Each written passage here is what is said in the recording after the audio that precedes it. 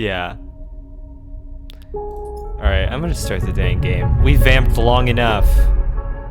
If we have to start with only Mod Prop in the chat, we will. I know you're there. Hi, Mod Prop. The only true friend among all my friends. The one who made us stream tonight. Yeah. Wow. He loves this shit. He's a freak for it. Oh yeah, I've got garbage dice. Look at my shitty dice. Yeah. We have to smash through this. Yeah. And pick the other option. This is before I. It doesn't. This is the end of Rico's story. Yeah. You could say some real fucked up racist shit to her right now. I don't wanna. She can't do anything about it because you'd never see her again. Okay. Oh my god. Here we go. My seed? Alright, last time, just to remind viewers, last time we went through this conversation and we chose to just sort of let go of our physical body and become a plant AI, and that ripped. That was a great ending. Arcade Fire song. Yeah. Which one? My body is okay. Oh, okay. The fungi were cautious. Whenever I think about My Body is a Cage, the Arcade Fire song, I think about this cover that was used on the TV show House MD, where it was like a really old man singing it, doing like an acoustic cover. Yeah. Oh man, TV shows have had some whack covers. I remember at one point I heard it was like a Cat Power cover of I think a Michael Hurley song, and she did it like at 2 BPM to make it extra sad. Like if a song isn't sad enough for you yet, just slow it the fuck down. I think it might have been Werewolf. All right, we did it. We're choosing the alternate path. Was that a Legacy song? No, I don't there think so. There are a lot of extremely funny covers in Legacies. Legacies did have some funny covers. I'm pretty sure there was there is like a slow piano version of a Limp Bizkit song on that show. That's just really good though. That's just awesome. But that's just the soundtrack director having a lot of fun. We had to play it back 3 times for me to figure this out. Yeah. All right. We picked the other thing. We picked not becoming a mushroom computer. You don't look back at Gardner. You don't dare risk it. Instead, you follow the thread, delicately, carefully, like a diver following their lifeline back to the surface. The river whirls around you, but it doesn't pull. It isn't jealous. Neither does it understand. It is, after all, just a river. It isn't a person, a flesh and blood person with wants, with desires, with the capacity for love and hate. It doesn't understand you, and you don't understand it. So you don't focus on it. You don't think about it, on what feels like such a long journey back through the dark. You set your mind on eyes instead, on hands, things you can focus on, hold on to. And then, after an age of crossing, you are there, settling back into the chair, into a body in a chair, and the overwhelming sensations that come with being a living thing, with a rich and detailed sensorium. For a moment you feel like you've made a terrible mistake. Who would choose this weight, this anxiety, this deep well at the center of existence? Not me, John says, having picked the other ending last time. Dude, I would become a mushroom computer in a second. Are you fucking kidding me? Having a body, just the terror of subjectivity and mortality? No thank you. But then you feel it. Rico's hand gripped hard around yours, trembling a little, sweating a little. Rico's hand with its brittle bones and crumpled skin. Rico's hand. And in that moment, you understand why you made this choice. And then you squeeze Rico's hand and you wake up. Warmth and light. That's the name of the achievement that just popped. Wait, that's an ending? Yeah, no. The credits will end and then it'll take us back. Okay. Or you can hit continue. Continue. We've already let the credits roll. So both options. No more credit for you developers. Yeah, we let it play all the way through at the end of the last recording. So. Yeah, you've already had your food. We gave you a half cup of credit in your dog bowl, and that's what you get. Sleeper? Rico's voice comes wavering through the dark. Are you still with me? You sit up, the lab a bright green glare that fades as you gather yourself. I'm here. Rico smiles. Good. She squeezes your hand. I thought you'd left me for a moment. What? She pauses. Who? She smiles. Tell me about it. Tell me everything. I'm going to tell her the truth. You tell Rico everything. You tell her about the gardener, that strange farm administrator AI that has grown to be so much more. About the chorus, that impossible configuration of network plants. And finally about the choice the gardener offered you. She listens attentively, but her responses are hard to read, and you wonder if she might have made a different decision had she been in your place. Oh, dude, you know. Dude, look at Rico. Look at her. She's about to die. Are you kidding me? Yes, she would become part of the plant hive As soon mind. as she leaves, she starts just putting on the headset over and over. Just like, please, why not me? Let me be a mushroom. I know all kinds of mushroom science. I could help. Thank you, Sleeper, for telling me. I know it isn't easy to say such things. People so often do not wish to hear strange truths. She looks I don't know who away. wouldn't want to hear about this. Yeah. Look, I haven't even gotten to magical mineral serum. So buckle up, Rico. We're going to talk about DMT. We're going to talk about the deep state. I got tons of strange truths for you. And thank you for returning to me. Believe the elves I've seen. I've seen elves you people wouldn't believe. A glistening glossolalia beyond the Tannhauser Gate. Okay, sorry. And thank you for returning to me, though I know you had your own reasons. She squeezes your hand reassuringly. Something passes between you then. Something sexy? A kind of shared sadness for the impossible choice. The choice to escape your body or to stay and suffer it. Her smile is warm and generous, and whatever the wisdom of your choice, you are glad to feel welcome in this moment, in this place. Then suddenly, she stands and walks a little away as if trying to escape an unpleasant thought. You worry that she knows all too well what it takes to make a choice like you did. Rico sighs. So, Sleeper, do you plan to stay in the commune with us? For a while. I'm glad to hear it. Rico crosses back over to you and takes one of your hands in both of hers. Haifa needs new blood if it wants to survive. And, she squeezes, you are a good friend. The feeling is mutual, Rico. Well, don't let me keep you. Rico waves you away and limps back to her terminal. Look, I'm gonna stay in the commune for as long as your communist spaghetti scientists keep coming up with new flavors of sauce for me. As she does. Sorry. It's like when you go to the grocery store and you go to the tomato sauce aisle and it's always like tomato, basil, garlic, and onion. And now it's like Cheez-Its and rice. Cooler ranch vodka sauce. As she does, you notice the crown in her hand, and she places it on the bench with great care. You can't help but feel a little curious about what she intends to do with it. Oh, I know. Look, I'm gonna get here tomorrow, and I'm gonna find Rico's dead body, because she will have mushroomed. Then you are out, breathing the air of the greenway, fresh as a spring morning. The dappled light makes a patchwork of the greening landscape, and you walk into it, sensing the movements of the gardener's chorus all around. And you are glad to be here in this strange and beautiful place a little longer. I still get to grow my mushrooms, right? Yeah. That's all I care about. What do you think Rico did with your body in the previous ending? Oh, dude. I don't know. Probably just like put it in a box. Like you put your friend in a VR helmet and then they don't come out. They just die. Yeah, honestly, Rico probably had to hide the body, right? Because it's still a crime to kill me, isn't it?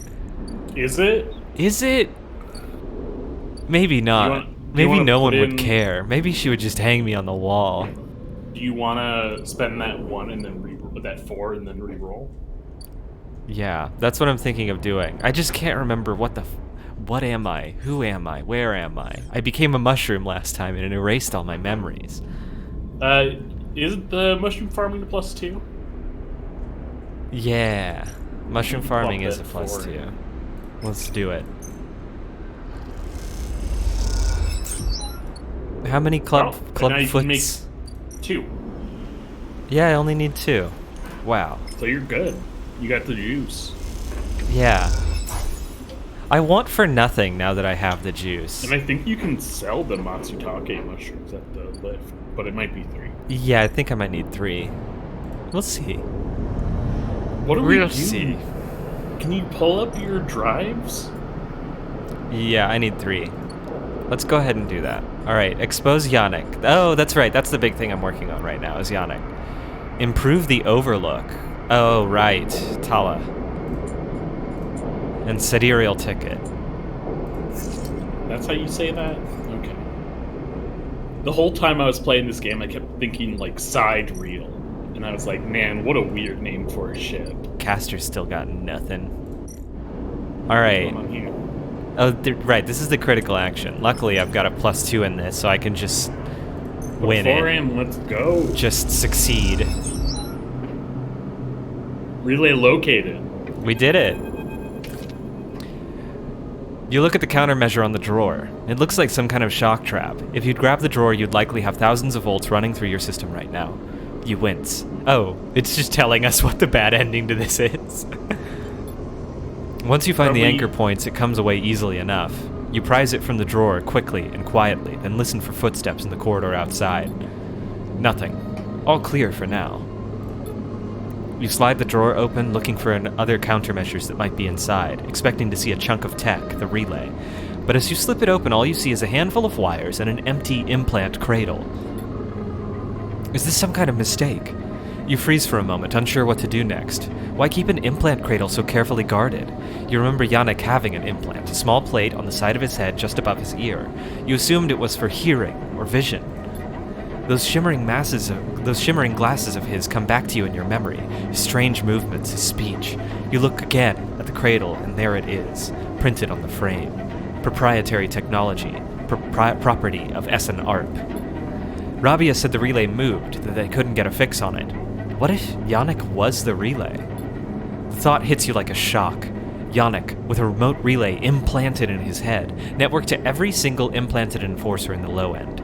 A shudder runs through you. Is he even in control? Or has SNARP wormed its way into the man? Could he even be considered a separate from the corporation itself? You think of your own legal status as proprietary technology, a puppet with cut strings. Time to cut Yannick's strings, then. You search around inside the cradle and find it. A remote connection, a tiny bead of a transmitter, likely controlling the link to SNARP. There it is. You pause for a moment. Then you squeeze it, snap it from the frame, and it crumples, sparks, and dies. It takes a moment before the shouts come, before the scream. And you are already on your way out, down the corridor, down through the unit that serves as the lobby to Yannick's office, saying loudly the whole way, "I'm normal! I'm supposed to be here, just a normal robot!"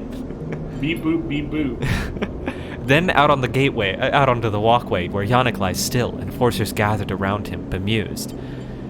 Do I want to laugh in his face? Approach. Yo, you good, Yannick? What could possibly be happening to you? Oh no, what happened?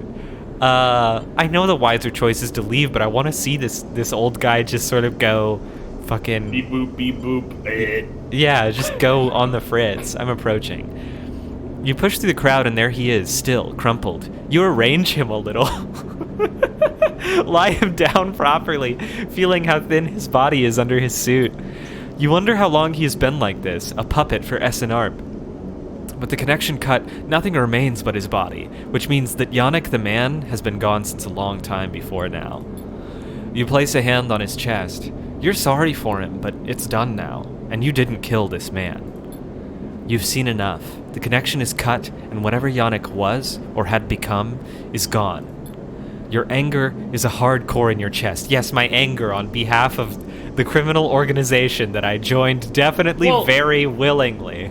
They turned a human being into a fake meat puppet. That's true. I don't like that they did this to a person, and especially considering I am a steel puppet, a plastic puppet. Yes, I can see why I would be very personally angry about this. Oh, Oh, now you have a new clock. did I get a point? No? Nope. No You'll get points? it when you talk to Sabine about this. 4 cycles, huh? I guess I'm gonna be spending a lot of time on the bar. I guess there's also this shipyard. There's But this also is- Moritz's thing is going to have clocks. Or Moritz Bliss's thing. Oh, really? I thought we did the last job. Do all of the jobs come with clocks? Yeah, there was a clock that said, like, the last job. Oh, okay. Well, fine. Fine then. Fine. Well, let me check it, because I guess Moritz would come for me. There would be a cutscene, right? I don't need to be paranoid about... Or at least it wouldn't let you not check it out if there was a cutscene. Yeah. This is fine. Neutral. You hate to see it. What? It's like, no, that's a 6. You don't need to put that there. They should be making up dice for when it goes into impossible numbers. Yes. Just randomly generating a face with 8 dots on it. Mhm. It would be Yeah, easy. I guess it's spaghetti dice. It's spaghetti time. Here we go. I'm bringing a 2 today. Actually, technically a 3. Yeah, it's way better than normal. I'm giving a middle of the road effort. I mean, Man. technically you have a +1 in engage, so you're never doing really badly. A neutral outcome. Wow. Oh no! I guess today It'll the be- dorm room is reasonably clean. All right. There's no more spaghetti all over the floor. You ate it all up like Yeah. a little piggy. That neutral outcome is me making a huge spaghetti mess and then cleaning it. Yeah, or it's just seeing how much. It's like every single day, the cooks in the commune, they spill a big pot of spaghetti. Oh man. Yeah. It's not even me. It's just them. It's just the communists are fucking an absolute mess. All right, let's Yeah. sell these matsutake. I mean, look, they keep using the pot with a big hole in the bottom, so when Yeah. they carry it to the cafeteria, it always falls out. From each pot according to its ability.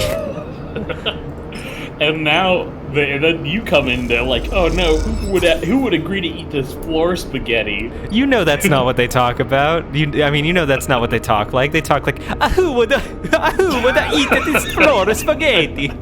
And then you come and vacuum Spaghetti. it up with your robot mouth spaghetti vacuum attachment.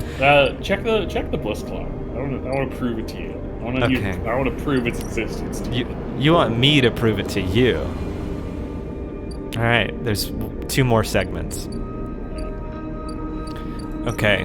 Want to sleep in an overly expensive capsule hotel? I could sleep in a capsule hotel every night. I think I'm gonna do that tonight, just to prove I can, just to flex on them, on them. I think that's a Steam achievement. Oh, just sleeping in the expensive digs, Yeah. or sleeping in the expensive digs every night.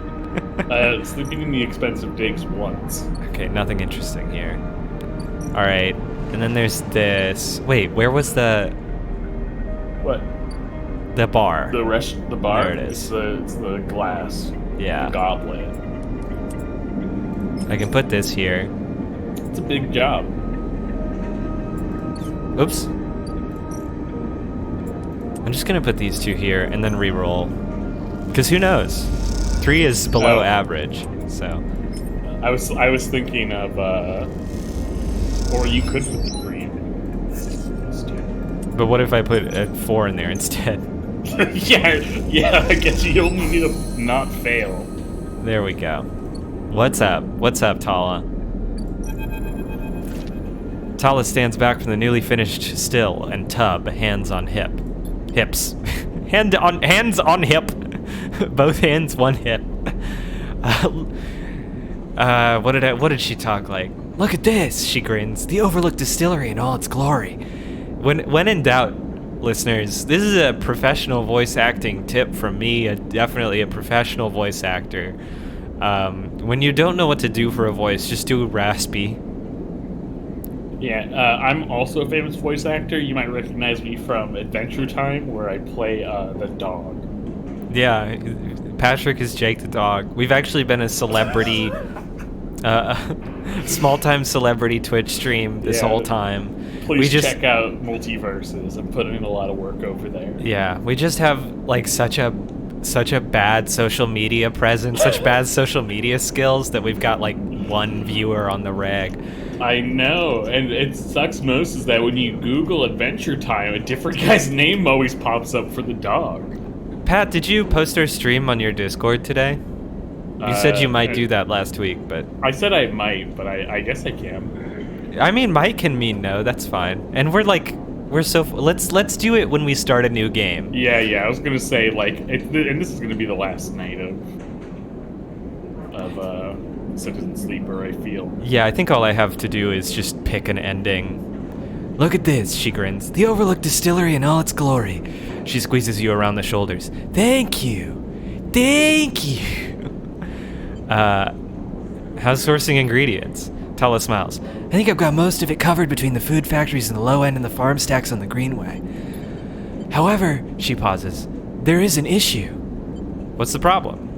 Well, Girol, the drink, as you probably guessed, is named after Girol, the mushroom. That's what gives it that golden color and earthy taste. The alcohol is infused with the mushrooms, along with a mix of spices. How many you need? It's really kind of a mushroom za'atar. That means you need Girol caps to make Girol, but no one wants to supply us. The distilleries on the Greenway are taking all the stock from the farms out there, so it's hard to get a single cap across Founder's Gap. However, I have an idea, she smiles. We can grow our Girol caps here. I already got a mushroom farm, bro. You don't even have to worry about this. I'll be your supplier. I don't care. I don't even use Girol for anything. Look at the second option. I can bring you mushrooms. Tala gives you a pitting look. Where's your vision? What the fuck, Tala? An outside supplier, i.e. you. Means they take a cut. Okay, maybe not you, but someone somewhere takes a cut. What? I'm using grow beds owned by communists. There's not. Literally no cut. You're using grow beds in an abandoned apiary in the woods. I mean, it's in communist territory. I did rehabilitate it myself. And it's not apiary, it's aviary. You keep saying bees, but it's birds. It's the other sex talk word. And you get spores by opening your hands in the woods. Yep. Alright, continue. Tala puts a hand on the still. We made it. Yeah, what if I go to the mushroom grove where I get the spores and I just plead with the gardener? Gardener, I need to get people drunk. Everyone on this station isn't nearly wasted enough. Give me the spores I need, and then he'll give me super good booze spores. Tala puts a hand on the still. We made a still. We set all this up. How hard can growing mushrooms be? They don't need light. They barely need soil. We can do this. This lady doesn't know anything about mushrooms. She's like, I was watching the show Hannibal, and I got a really good idea. Oh no. This is my design, Sleeper. She pauses. Or at least we could, if we had something to grow them from. I see where this is going. You're gonna get a bunch of dead bodies. Do you know how many diabetics are on the eye? She rolls her eyes. Okay, yes, I need a favor. She puts a hand on your shoulder. And you are the perfect person to get me those spores. You're practically covered in spores. She nods rapidly. Think about it. You built the still, you're great with plants, you know the eye like the back of your hand. Need I go on? Half of that isn't even true. It is true. Don't be so modest. With plants. She pats your shoulder. You did build the still. Yeah, but I know every single place on the eye. I don't know the eye like the back of my hand. I keep getting lost in this like small map. Look, I can't leave the bar, and the other people picking up shifts, she grimaces. I'm saying it has to be you. Fine. Wonderful. You'll love it over on the Greenway, I think. All that fresh air, open space. I live on the Greenway. She sees your expression. Okay, I'm done. She turns back to the still in the fledgling distillery forming around it. It really is something, though, isn't it? And want to or not, you really have to agree. All right, go back in there. Let's see about those spores. Yeah, I got one spore. It's only 3 o'clock. I mean, that does mean I have to go beg from the plants a little bit, but that's for later. But you needed to anyway because you ran out of mushrooms. Yeah.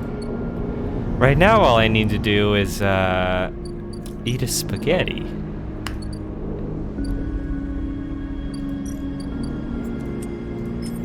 Give me two dots worth of spaghetti, please. Oh, it's the same amount of spaghetti? Thank you. We joke about being a burden on them, but every day a person in the kitchen like, oh my god, I'm gonna have to throw away so many spaghetti. We always cook too many spaghetti.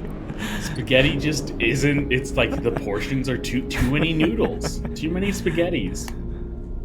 I keep revising the recipe, but the spaghetti keeps multiplying. It's the miracle of the spaghetti and the sauce. Yeah. All right, I need the stuff. Beg the forest. No, you can put the forest in. Yeah. Oh, wait, fuck. What? That was a forage. Oh, shit. Whatever. Oh, well. There. 2 spores. Exactly the amount you need. It's fine. Let's go see Tala.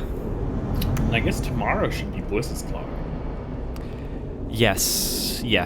So if we can finish this thing up with Tala today, and I'm sure this will be the last item on her renovation roadmap.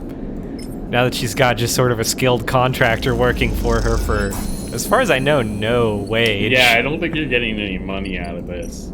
Yeah, okay, this starts now a you new gotta clock. grow. It's got 6 seconds, 6 segments, 6 cycles. All right. I guess you could spend one of those on the shipyard. I was going to say getting scrap so you can heal yourself up a little bit. Because those ships don't come in for a little bit.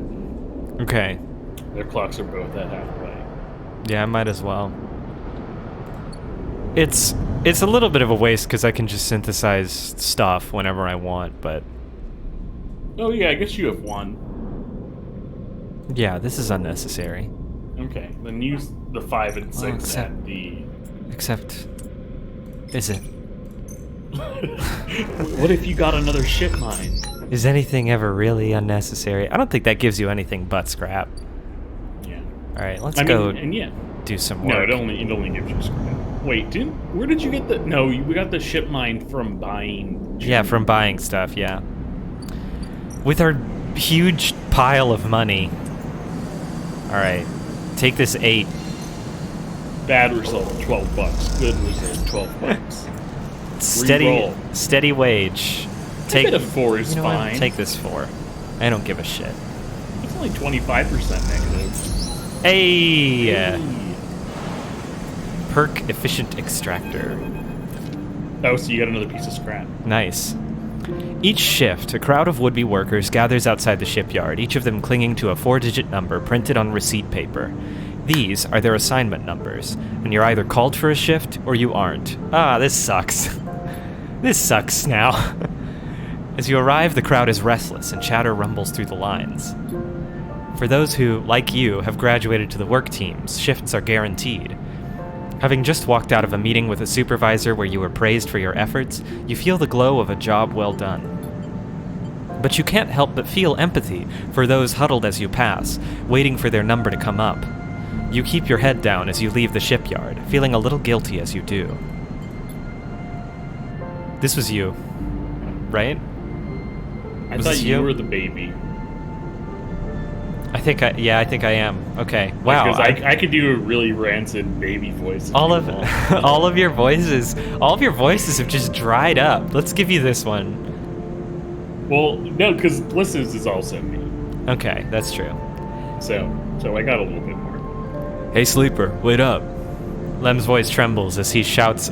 That wasn't really a trembling voice. Hey, sleeper, wait up. Lem's voice, I don't know, man, trembles as he shouts above the rumble of the crowd, and you turn to see him pushing through, Mina crying in his arms. Lem, what's up? Good to see you, friend. He was breathing hard after shouldering through the waiting workers. You made the work team, good for you. He tries to catch his breath, stroking Mina's hair, and as he does, shh, baby, give me a second here. He smiles weakly at you as he comforts her, and her cries start to fade. Out of the crowd, he sets Mina down by his side, shiny streaks down both of her cheeks. As he does, you see he is clutching an assignment number on a crumpled piece of paper. Waiting on a shift? Uh-huh, you know how it is. He puts his hand on her shoulder, and she clings to his side. Esther, who usually takes her, is sick. He stretches. I don't know. A noise sounds from the entrance, a clack sound, followed by a list of numbers glowing brightly on a display screen. The crowd responds instantly, pushing and pulling as people try to wade to the entry checkpoint. Lem stops and turns back towards the crowd, then glances down at the crumpled paper. That's my number. Shit. Mina. He starts patting the pockets on his gear and glancing around. Go, I'll watch her. He blinks a little, staring. Thank you, I'll... He crouches to Mina. You're gonna stay with our friend here, okay? They're gonna keep you safe, and... He stands back up. Here, take her bag. He shoves it into your hands. She's got food, she's got... Shit, I gotta go. He backs away into the crowd. Mina, I'll be back real soon, okay? Be good. Then Lem disappears into the roiling crowd, who are now trying to get into the shipyard before it locks down. Mina stands staring, suddenly small without Lem at her side. She fixes you with a dark-eyed look you can't quite read. Oh no, this character portrait! I can't do it! Man, I can be baby. I don't know, I was saying I just can't... I can't accept this responsibility. This is a child. I like the little triangles all over the coat. Yeah, the weird space blanket she's got. Hey, Mina. She holds the stare, unmoving. The two parallel tear tracks still glint on her cheeks. You okay, Mina? She sniffs and looks down. I'm gonna look in the bag. You unlatch the top of the bag and see a few metal containers fashioned from scrap components. A battered slate sits on top, blinking a low battery warning, and tucked beside it is a ragged rabbit, hand-sewn. Well, I see the rabbit in her character portrait, so I'm going to look at the rabbit. Take the rabbit. You pull the rabbit out of the bag, its long limbs waggling as you do. Mina goes to jump and grab it, but holds herself back. She stands and hugs herself, eyes on the rabbit.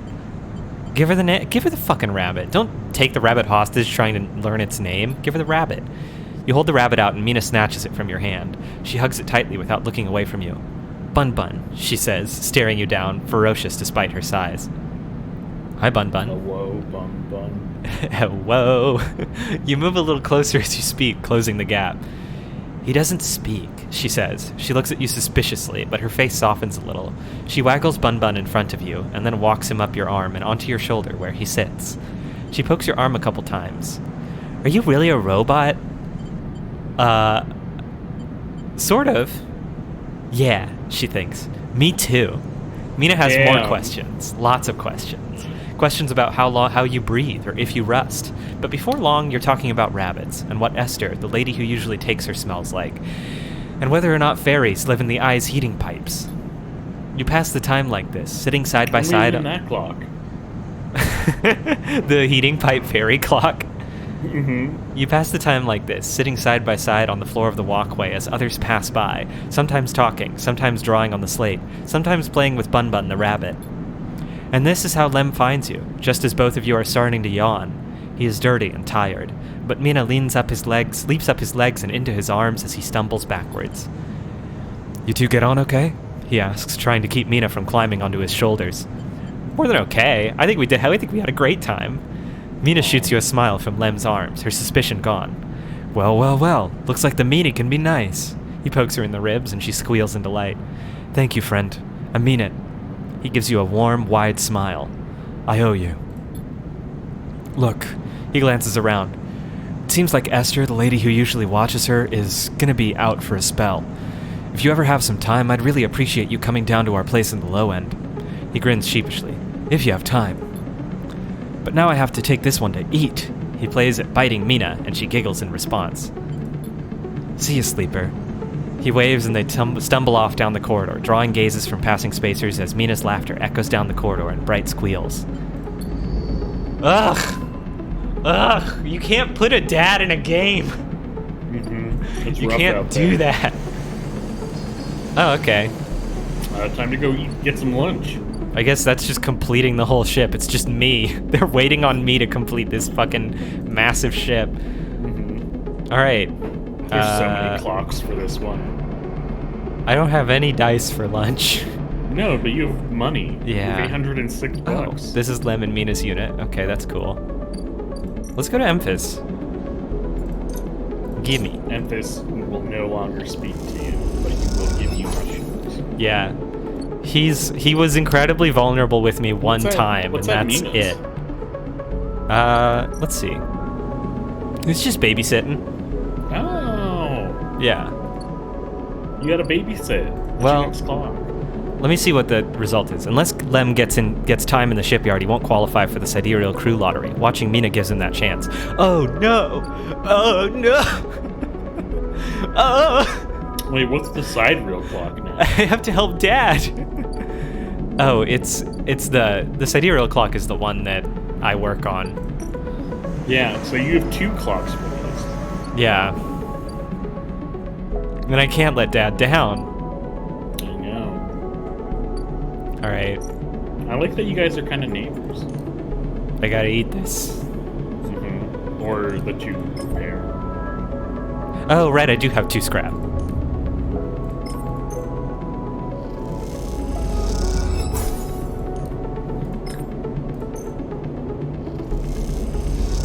Listen to this song. There we go. End cycle. I love when a drum sounds really tiny. Did you say a drum? Yeah. This isn't a Sounds drum. Like it sounds like a little tiny drum. It's a little synth beat. Synth beep. Sleeper, long time. More smiling at you when you leave. Clearly happy to see you again. More, it's good to see ya. Same. He rubs his hands on his jacket. How you been? Working hard, definitely. All I've been doing is working. I bet. He grins. Well, you're always welcome to hang at the bay if you want. He glances around. Actually, that's what I'm here about. Really, because every time I tried to go hang at the bay in the last couple of days, there was just a big glowing clock in front of the door, and I couldn't open it. I know Bliss said she didn't want to take any more big jobs, but she's changed her mind or something. He grins. Now we have someone looking for a refit of their ship in our bay. Okay. Did Bliss get robbed again?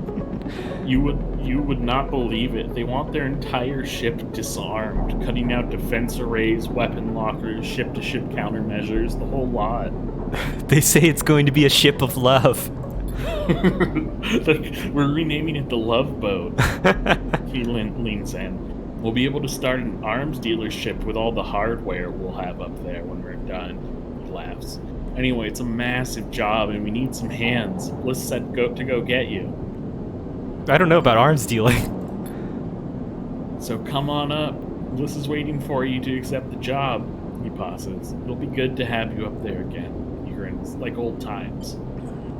Yeah. Yeah, we can get robbed. We can get only potatoes in exchange for our labor. They were mushrooms. Just like old times. All right. New When you enter cutscene. the bay, it is weirdly quiet. Moritz must be out on some errand, and maybe Bliss is prepping the kit? Don't like this. Oh. Fuck. Sleeper. Say it. I did say Kita is it. drifting at one side of the bay. You missed her completely when you came in. The idea of not seeing Ankita when you entered her room would have seemed unlikely to you several cycles ago. But seeing her without her armor, she seems smaller, less imposing. What are you doing here? I was about to ask you the same thing. She kicks off from the wall and comes a little closer. So what is this? She asks. Come to avenge Ashton or his sleeper? Or just looking for another payout? Her anger is familiar, but quieter than before, restrained. I don't want to fight. Then why are you here? She looks away, and you can tell her anger isn't directed at you in particular. It radiates off her like a fire. You better be ready to sign, comes a shout from the bay entrance, because I've got my best repair tech coming up here, especially, and they are going to... Bliss glides in and suddenly stops herself when she sees you and Ankita standing off. Just me, Ankita, and a puppet. Oh, Sleeper, you're already here. Miss Cassetta, this is the tech I was telling you about. The best on the hook. She stops, looking between the two of you. Wait, do you two know each other? Just imagining, like, the fucking puppet just... like, turning its big woggly eyes towards Ankita, and then turning its whole head to turn its eyes towards me. Oh, man. You and Ankita look at each other. Oh, that second one! And I'm not doing that. Look, Ankita seems remorseful. I can't imagine any other reason why she's doing what she's doing. We worked together. Bliss squints at you both before continuing. Bliss produces a slate. Now, Miss Cassetta, if you'd like to sign in our damage waiver here, we can start on the decommissioning. She looks at you. My tech here is eager to get started. As am I. As am I. Ankita scrawls her signature across the slate. Thank you. Bliss pauses. And everything is okay with the special payment terms we discussed? She gives Ankita a strange smile. You know this puppet's got eyebrow controls. All fine, says Ankita, giving you another hard look. Then she kicks off and drifts to the entrance. I'll be in the gimbal, She says and leaves. Special payment terms? She looks over her glasses at you. Look, Sleeper, there's something I have to tell you. She glances around again. What is she so nervous about? This isn't exactly a typical job. Miss Cassetta, Ankita, she gives you a knowing look, doesn't have the chits to pay us, so we've made a special agreement. She sighs. I'm leaving. What? Leaving? Keep it down. I invested so much in this business. I haven't told Moritz left. She looks down. Just waiting to break it to him. Don't you tell him either. She stares hard at you. I'll tell him when I'm ready. I don't want him getting worried about Ankita's history. He can be very protective. Well, it's true. I have never seen you two in a room together, and you do look very similar, so I can imagine why. I've noticed. Look, all I care is that she's heading for the starward belt. She looks out at the bay. That's where I'm headed. Okay. She turns back to face you. Also, I wanted to ask. She stops unsure. If you'd like to come with us. You, the person you watched murder two people, and the puppet in one ship. This is so weird. I kind of really want to go. Then say it. Yeah. Say it. I have to help Dad. I have to help Dad. I can't. Busy. I can't. I'm busy helping Dad. I can't. She interrupts before you answer. I know things have been hard for you on the eye, and you helped me so much. I asked Ankita if she'd carry two of us, and she said yes. What about Moritz? What about Moritz, Bliss? God, she's so cold to that guy. Who? Moritz will take over the bay anyway. Although, if you stay, you're welcome to help him run it. I just thought, she sighs, you might want to be in need of a fresh start as much as I am. She turns away nervously. Think about it anyway. The berth is there. We've got to finish this job first anyway. And with that, she kicks away and heads to the racks. Before you can offer an answer, moments Moments later, Moritz enters with a new cutting torch for the disarming of the ambergris. The starward belt. You push your thoughts to the back of your mind. Time to get to work. Okay. What is the starward bell? I don't know what that means. Why would I expect it to be any better than Wait, here? You want to look at the clocks? Here I can grow mushrooms that give me the life-saving medicine I need. Do they have that in the starward belt? Do they have intelligent mushrooms? Well, maybe they have a lot of scrap. Okay, once this job is ready, you better be ready to make a fast decision. Stay with Moritz or go with Ankita and Bliss. Yeah. So once you finish this clock, you're going to hit an ending. Yeah. I kind of like the idea of, I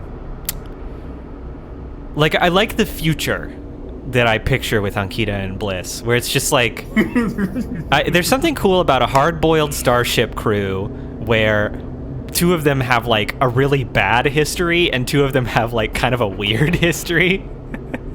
I don't know. I like it. What if Firefly was, like, the crew and then one of the crew was a Muppet? Yeah. I mean, that's basically Farscape, right? There was the little Muppet guy. That is scary. There's so many Muppets. There's so many literal Muppets because that's the Jim Henson workshop. Yeah. All right, I need to help Dad, though.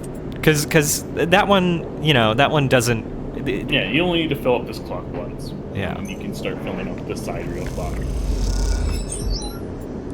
Nice. And you get energy from hanging out with Mina. Nice. Yeah, Mina's always giving me her snacks. And I take them. You know I take them. She's like, why does a robot need to eat? And I'm like, don't ask. The stuff that happens to the things I eat is unspeakable. Mina, I need you to know, I do have a butthole. There we go. Mina, do you know about owls? Oh, Lem's looking harsh. Lem's gonna work himself to death. She's asleep. Whispers Lem, creeping back out of the unit's tiny bedroom, sliding the door shut as he does. You are perched at a thin bar in the main room, the slate in front of you still glowing with Mina and your drawings from a cycle spent together. There's a ring, the only world Mina has known, with stick figures standing along its edge. The tall one is you.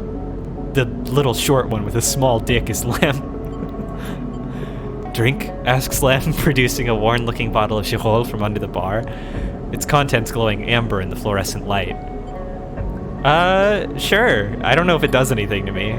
Lem nods and glugs a few fingers into a couple of metal tumblers, then sits down with you at the bar. Cheers, he offers, and you clink the metal containers together. You know, we actually have something to celebrate this time around. Lem gives you a sideways look. I made the assembly team on the sidereal. He grins broadly. Clearly, he has been desperate to tell you all cycle. Amazing! Lem holds up his drink. Couldn't have done it without you. Keeping an eye on little meanie back there. Lem shifts a little on his stool. He looks uncomfortable. How's our girl doing, Sleeper? I haven't seen much of her these past cycles. She misses her dad. Lem looks away. Yeah, he says to no one in particular. The silence stretches out as Lem takes a drink, his eyes fixed on the bedroom door. She's great. He nods. I can't take all the credit for Mina. She isn't actually mine. He gazes into the middle distance. An adopted dad? I pulled her off of a refugee shuttle out by one of Ember's moons. The colony was falling apart for decades after Solheim collapsed, surviving on next to nothing. Jesus Christ. The only thing more heartbreaking than a biological dad is a dad of necessity. He's a father who stepped up. That's right. Eventually some of the residents tried to make for the eye on these decrepit old shuttles. He sloshes the drink around in his tumbler. They had no idea what they were doing. The one Mina was on decompressed halfway there. Everyone spaced. The only reason she made it was someone sealed her in a weapon locker. She was ice cold when I reached her. Her lips were purple. He shivers. Once I picked her up, I wouldn't let go. The medics treated her with me still clinging to her. He takes a drink. Still not sure why. Maybe because it was a baby who was in huge trouble. And you're like a normal human. You're like, she's not gonna googer her way out of this gaga. Uh-oh, looks like I've goo-gooed myself into a real gaga, Mina said, as her distressed mother stuffed her into a weapons locker. He reaches over and refills his cup. We weren't exactly anybody's heroes, you understand? We were private military, hired in by Conway to protect their claims in the collapse. But once I got Mina, that was it. I quit. Got us dumped here. You saved her. I'm gonna sound like an idiot now, but He sighs. she saved me. Damn, that is the shit you say. That's the truth of it. He looks around the decaying unit. It's stained plastic plating and flickering lights. Me? I brought her to this. She was tiny, too small to know what she lost, but I can't stop thinking about it. He rubs his eyes, dark with tiredness. What if our number doesn't come up in the draw, Sleeper? What then? The sidereal will sail off without a thought, leaving us here. What kind of life is that for her? She'll manage. Sorry, I know you don't have it any better. He looks at his cup and I have it way better, and pushes it away down the bar. This is a I'm celebration, rich. right? Both of us on the team now, both of us with a chance. Exactly.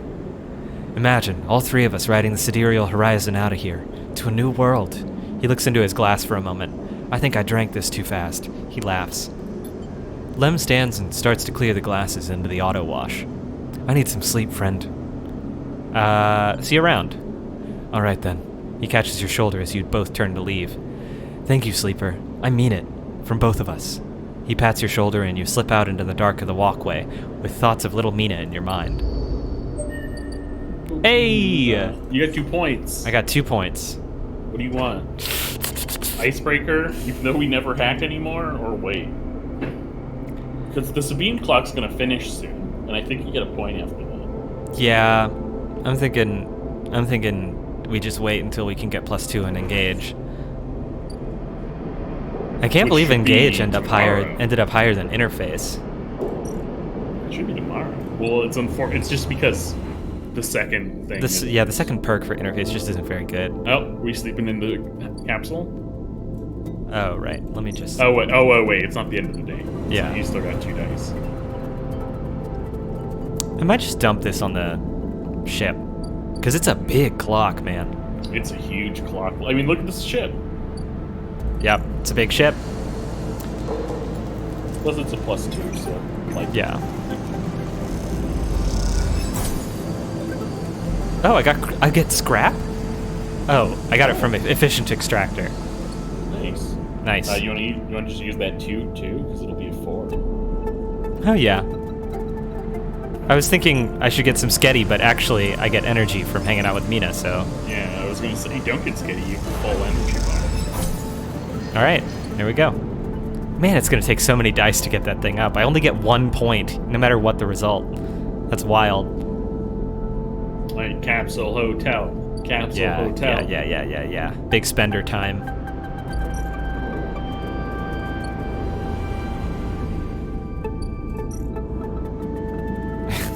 .48 cryo. This is criminal. All right.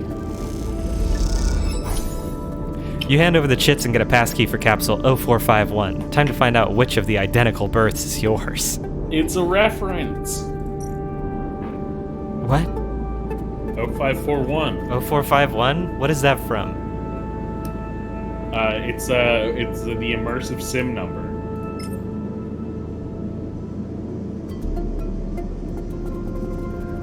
What are you talking about? So, in the first Deus Ex, the first locked door you encounter has the code 0451. Oh, okay. So it's a thing like from like System Shock 2 to like the Dishonored games to like Prey to like every immersive sim. Like they'll often be like the first lock you get will be open with 0451. Oh, this is just a permanent thing. Is it? Yeah, look, I can just go back. Nice. I just bought a house for 48 credits. That's not a big deal. That's actually a pretty good deal. That's a steal. All right. Time to Yatagon. Even before you enter the office, you can hear the sound of Rabia working the heavy bag. She is hammering it, the chain creaking as it shakes with each hit. She is fucking the shit out of this bag. She's been like this since... Sabine doesn't finish the sentence. They're sitting on a stool looking at a terminal in the corner, searching through the S and ARP data you pulled all those cycles ago. Is she okay? How have you been? I'm well, Sleeper. Happy to no longer be hunted. They smile. Yatagan has plenty to deal with, and without Yannick, I'm free. They glance nervously at Rabia. Rabia stops punching, and in the silence you can hear her breathing hard. Sabine looks over at her and you sense something between them. You realize you haven't seen them together since they tried to kill each other in the same unit. A lot has changed since then. They hooked him up. Oh. Oh God. Good? Yeah, I'm fine. They hooked him up like a puppet. Rabia hits the bag, rigged that thing in his head so they could control him, pushed old Yannick out. I don't know why he let them in. Rabia throws a few more punches, but it's a lesson. Don't let them in. Another flurry. Yatagan shouldn't deal with corporations, and we never will again. She spits. She comes away from the bag. At least Yannick's death has been treated as natural. There's a chance we come back from this, that Yatagan can hold on, but there are opportunists trying to take control. Sabine turns to you. Yes, but now the connection has been broken. I've been looking at removing the trackers from the implants and Yatagan's enforcers. It's a significant job, but I think, with time, I can do the surgeries. Rabia walks away from the bag towards the far side of the unit. Those surgeries will never happen if Yatagan collapses, she shouts back at Sabine. Clearly, this is a well-worn argument in this unit. What now for you? Sabine looks over at Rabia. I want to help fix this mess if I can. There's the implants, and I want to return to my surgery. The low end needs doctors. What I understand now is that Yatagan can be something if we want it to be. Coming here from SNARP, from the core worlds, all I saw was a gang, and with Yannick keeping me on a tight leash, they shudder. Rabia believes, and I want that belief. They look unsure. I also want to be done with SNARP, but I doubt they're done with me. They glance away, rubbing their shoulders. What, you're just gonna pry? You're just gonna pry into their business? I hope you're right, 'cause I'm not nosy. Me too, they smile. I've been wanting to say, Sabine begins nervously, I'm sorry that I didn't tell you where I came from. I know I've apologized before, but I want to again. They pause, properly. When I leaked the data on the Sleeper program, it was to try to help people like you. They grit their teeth. But after all the cycles here being pushed down, pushed around, trying to survive, all that got away from me. So when you turned up, they sigh, it shook me up. They run a hand through their hair. But I ended up here, so... They look at Rabia. Oh, of course. They reach into a pocket and take out a handful of vials. These are the last of the case. You can have them. They drop them into your hands. After these last few, I don't know what we can do. With the SNARP connection broken, they look down. But I know there are other ways, repairs, other pharmaceuticals. I even hear there are some labs out in the Greenway. Perhaps they can help. They meet your eye. I'm sorry I can't do more. Thank you for everything. They look away, their eyes bright with tears. That's right, robot makes you cry. Rabia crosses back to you both and sits beside Sabine. They look at each other, and you can't help but smile at the idea of them together. What are you two plotting? Rabia grins. Sabine sighs. Sabine laughs, and the sound is a welcome one. You watch the two of them teasing each other and smile. Later, when you leave, you take that handful of vials out of your pocket and look at them. You can still feel that core of anger deep down inside, and you don't know if it will ever leave. But SNARP doesn't own you anymore. They can't, because this place, these people own you. They are what make you get up every cycle. They are what keeps you breathing. You put the vials away and walk through the low end, your senses tuned to every sight, every smell, and every sound, soaking it all in, living. The whole city's behind you. Man. You hear the Boost Mobile chirp. Yeah, you're three. Man, when I played this, I think I got the neutral outcome for the finding the relay. Oh yeah? And it meant that Yannick walked in on me and became like a horrible human spider mech thing that Rabia had to come in and ice. Oh my god. That's pretty awesome. Yeah. It's time to buy all the scrap we can. No, ship mind. Oh man, well if it's like one more ship minded, that's alright. Yeah. Okay. I think like a transponder came out of like his neck and like someone else's voice like talks to you a little bit. Oh, okay. Yeah. Like the proxy that you saw what's his face talking to. There we go. That gave me 2 segments. So it is possible. Might as well. It must be only crits. Alright, let's re-roll these. Nice! Now you got 3 scrap, dude. Yeah. This is gonna give me a bunch of scrap. I mean, look how huge this clock is. Is the Mina clock filled up? Yeah, it's filled up. Yeah, now there's also the Blitz clock. Yeah. But there's no countdown on that, so I can just do them one at a time. Scrap item. God, I have 4 capsules and 4 scrap. I'm in such good stead. Get some lunch. Oh yeah, I do need to eat. You could probably just buy some rations from the Outlook. No. I patronize family businesses. And the Outlook doesn't sell rations anymore. Remember she squashed them with the still?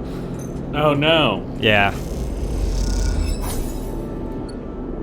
But emphasis better quality food anyways. Yeah, but it's 3 and you only needed 2. Alright, time to sleep in the shipping container. That just means I'm putting on some weight. I'm a healthy boy. A healthy androgyne. I don't think your robot body has a metabolism. Yeah. It eats to satisfy a psychological need and then just turns all that stuff into weird gray robot poop.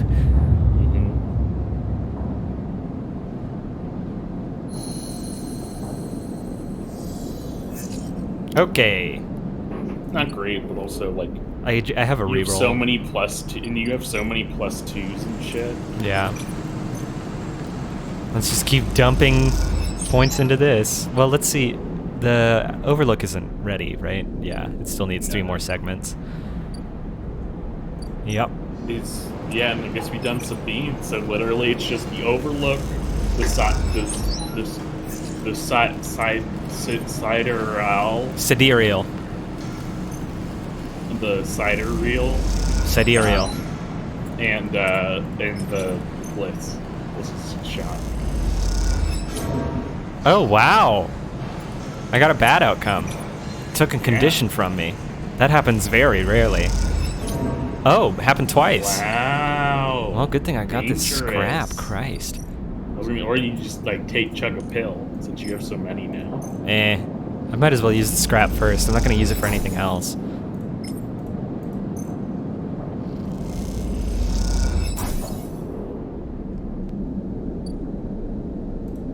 Oh, the other ship's here. Yep. So let's just buy a fragment and then sell it. Yeah. It's time to work Yeah, that you only need arbitrage. I might as well buy 2 while they're here. All right. Ward exchange. Fabricator. Plug that babe sucker in. Come on, Daddy needs a new advanced AI core. All right, and then go here. Sell this.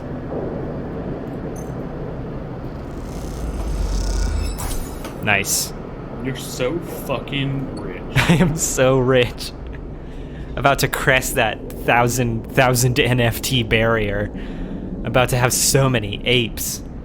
Just an embarrassment of apes. Actually, you probably don't need to eat. You can probably eat it next cycle. Yeah. Yeah, I can just go another cycle and then eat Emphis.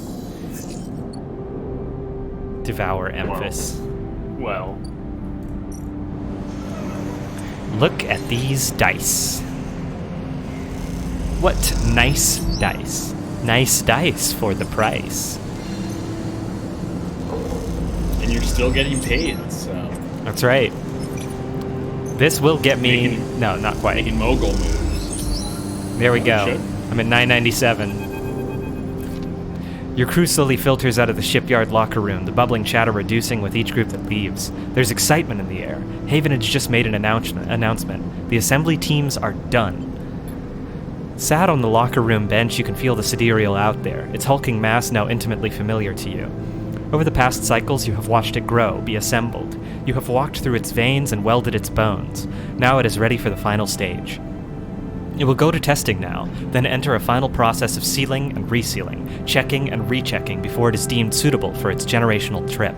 But for now, your work is done. You can't help but feel proud. A cough interrupts your thoughts. It's Lem, changing out of his work gear. Mina, nowhere to be seen. He smiles. She'll be ready soon. I know. It's exciting, although if you think about it, we're all out of a job now. He quickly adds, not that I'm complaining. He comes to sit beside you on the bench. She's got to be in her best shape when she carries you, Mina, and me out of here. So confident. Lem smiles apologetically. Why not? I figure I'm due a lucky turn by now. He rubs his hands nervously. No use in wondering what if until the draw anyway, and there's a few cycles till then. What if you also were the father that stepped up? Lem is right, but the odds seem unlikely anyway. How many are working in the shipyard? Hundreds? 1,000? You've certainly seen more faces than you can count pass through. And are the Sealess Foundation ever even going to keep their promise? Out here on the Eye, you get the sense that no one will hold them to it. Why else would they be building the sidereal in a surrogate system? As you think, Lem watches you with a worried look. Tell me about, how's Mina doing? Lem is surprised by the question, but smiles. She's doing well. She misses having you over, actually. I need to get you two together again soon, especially now I won't see you here either. Yeah, that's right. It's time to date the robot. Lem gazes into space. She's pretty stuck on you, actually. She told me the other cycle that she doesn't want to go unless you can come too. He sighs. You ever been in a thunderstorm, Sleeper? A real big one? Yeah, on some weird planet, probably. Or his memory. I like to think it was like he's thinking of an Earth thunderstorm, and I'm thinking of a bizarre alien thunderstorm, and they're totally different things. Right, then you'll know. Lem smiles. The sound, the smell, the rain hammering down, the whole sky stretched out and bruised, roaring and huge. The place I was born, New Pembroke, a dry old rock in a Conway system, had 2 seasons. One of them was as dry as bone, dusty, ugly. The other was one long storm, a side effect of the terraforming efforts, they said. Rain used to rattle off the roofs like bullets. It washed the dust away, turned the streets to rivers. It'd sing us to sleep and wake us in the morning. We'd wait half a year just to see it again. The best day was the one where the first drops fell. He sniffs. Some days I wake up swearing I can hear it again. I was thinking, Mina has never seen a storm, never even felt rain. She's grown up here, the ring her only horizon, always in the dark. I want to change that for her. You will. Course. Almost there. Lem stands, stretching. Best get back to the little one anyway. With the shifts done, I reckon she'll be happy to have me home for a few cycles. He shoulders his gear. See you in a few for the draw? Good luck. Don't need it, He grins. Lem leaves, making you the last person in the cavernous locker room. As you sit, you think about rain, and a little hope creeps in. Is it possible? Could the sidereal really take you to a planet, a place with weather, with skies, with life? You get up quickly before you can think about it anymore. It's too soon to hope, too dangerous. There's work to be done. I like that you're looking at the 2 ship endings. The 2 endings that are, will you get on a ship? Yeah, I mean, I'm sure there must be an Is that a ending new related. clock? Yeah, sidereal draw. It's the draw. It's the draw.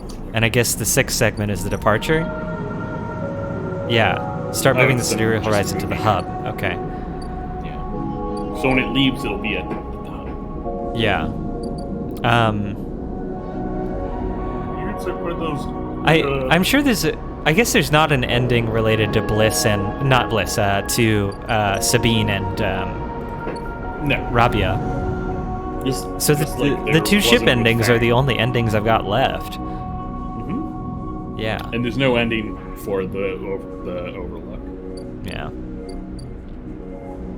Well, that's going to take a while to percolate. Except, so there's the drawing clock, which is like 6 segments, and then there's Bliss's clock, which the moment I finish Bliss's clock, that's when I decide whether or not to get that ending. Well, I guess the game will return me to the point where I chose the ending. So I can just fill Bliss's clock, see that ending, and then come back and do the drawing. Or maybe you'll be like, do I want to be in a ship with a Muppet? I said this when it first happened. I kind of really want to be in this ship. I don't know. I really like how spicy it is as a... Wow, look at that. Yeah. I like how spicy it is as a lead into a new thing. Even, Yeah, I know this game doesn't be, continue, but it's just good to think about. You'll be the freaky little, or no, oh, I guess you'll be the like space hunk in Farscape. Akita is going to be the like criminal. Oh, the guy with the braids? No, I was thinking of like the lady. Oh, the blue lady? No, the other lady. Oh, the human lady. Yeah. Yeah. And then Moritz is the pilot, is like the weird engine guy. Oh. Moritz isn't coming though. He's not invited. Oh, sorry. I'm sorry. I meant Bliss. Blitz would. Oh, I guess there were two puppets there. So I was thinking that Bliss would be the little weird guy who floats around on his little platform. Yeah. The pervert Yoda. Yeah, that's the guy who like works in... Oh no, I guess there's different puppets. Yeah, no, the engine room. The ship is like alive, the two worms. and the pilot is like attached to the ship. He's like the ship's brain, basically.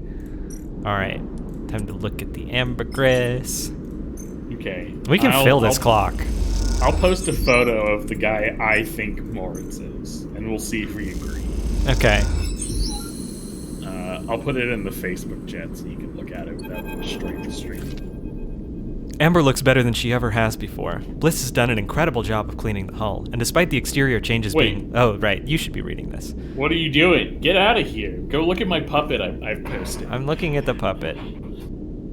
Amber looks better than she ever has before. Bliss has done an incredible job of cleaning up the hull, and despite the exterior changes being limited, she has the impression of being lighter, somehow sleeker than before. Okay. Moritz just by. He's been loading up the final equipment onto Amber. Turns out, Ankita will be taking her weapons, but packed and ready to sell at the first starboard belt port she hits. But now that Moritz is done, he seems in a kind of daze, floating back and forth aimlessly. Yeah, you doing okay? What's that? He turns. Oh, right. Yeah, packed and stacked. He smiles a weak smile. I was hoping Miss Cassetta would let me keep a warhead. I'm just gonna. What do you think of her? What's the vibe you're getting off of Ankita right now? Vibe check. Miss Cassetta? He shrugs. She seems tired and old, like older than she looks. Hey, Sleeper. He looks down. Did you know Bliss was leaving? You understand now. She told him. That's why he's like this.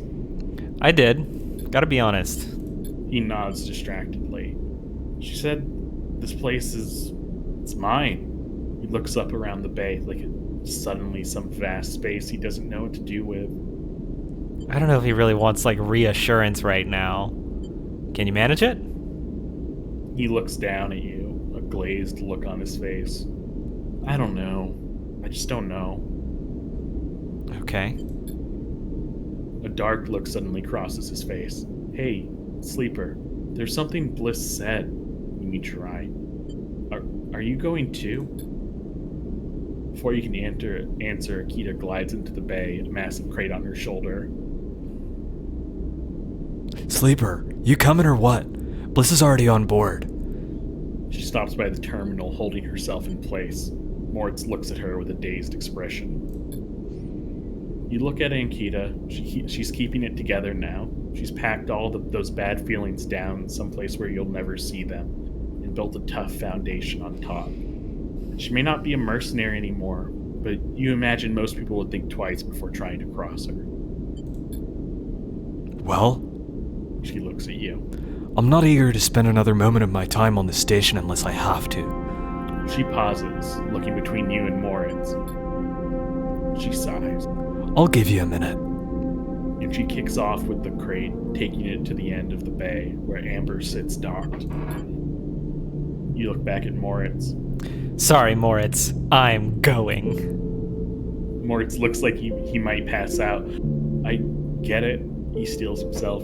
It's the right decision. Thank you. Hey, thank you for working with me these past cycles. He smiles a shaky smile. I learned a lot. Hey, look. He moves a little closer. You gotta find what you need. I did. Bliss, this place, you. This was everything I needed. He sniffs. I was in a bad place, and this pulled me out. He looks away. You go find it. Boy, pulling on those heartstrings, then you'd be like, Moritz, do you need me to stay? You need an emotional support sleeper? Are you gonna be okay? Are you gonna be a good boy? Ankita comes back across the bay, the final crate stowed. You coming then, Sleeper? That's right. She nods. Well, okay then. Come on over with your things and I'll get you settled. She pauses. I'm sure Amber will be happy to have you. You both glide away from Moritz, his eyes wet, but a smile on his face. He waves as you go, dwarfed by the vast bay, and you hope you'll make it, even though you know somehow That he'll die. Ankita helps you through the lock onto the amber.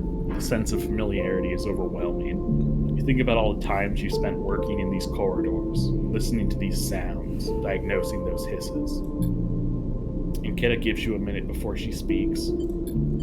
Look, Sleeper, I'm not gonna go back over everything that happened. She sighs. I'm trying to put that behind me. She stops, unsure of how to proceed.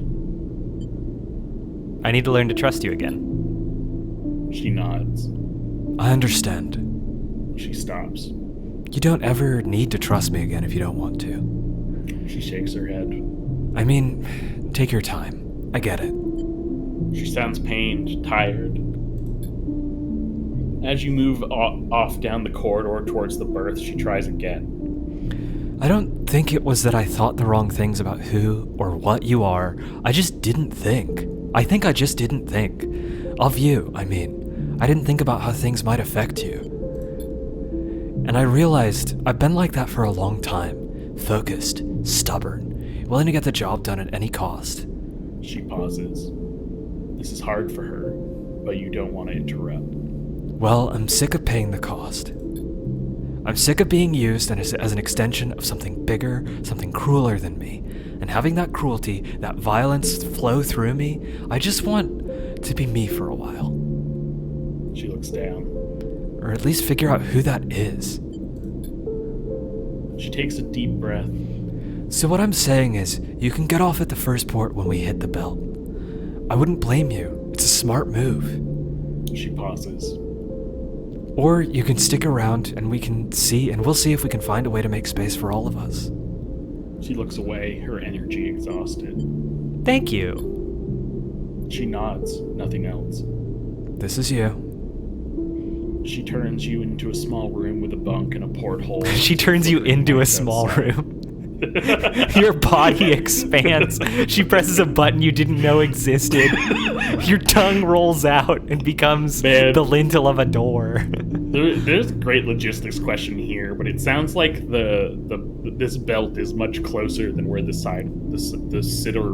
Sidereal horizon is going. Yeah. The outside wall is sloped like a roof, and tucked beneath it is a small desk and terminal. I got a little spot. I got a little space. Bliss is... Oh, you... Bliss is next door, though I think she's in the hold right now. She said she wants to make sure the warheads are locked down tight. Inkita observes your nervous response. I mean, they are, obviously. She gives you a look. Inkita slips away and you look around your room. You go over to the porthole and place a hand on the wall and feel Amber purr. You think you're going to like it here. For the next 60 cycles until you run out of stabilizer and die on the ship. You stay like that for a while, looking out the porthole, one hand on the wall, feeling the ship. It's through that porthole that you'll watch the eye getting smaller and smaller, drowning in the black. At some point, it will become so small that you could hold it in between your thumb and index finger, and then it will wink out, and you won't be able to see it anymore. And it is at that moment you will finally exhale and collapse onto your bunk. In moments, you will be asleep, and when you wake up, it will be among friends. Well, it will be among a puppet and someone who I watched kill people. On your way to somewhere new. Man, I'm so upset that Bliss did not show up once, so I could have just shattered this extremely somber reunion between you and Ankita. Look at these greedy game developers trying to get another little bowl of credit in. Wow, No. Sleeper, you're here. I can't wait to be on a ship with you for 8,000 years. Me and Ankita are gonna undergo IVF to make this into a generation ship. We'll never see planet fall, but our children's children will. We're Look, dating. I've built you a womb module so you can participate. Look, we're dating, so I hope you don't mind listening to me get scissored. And we're gonna fight a lot.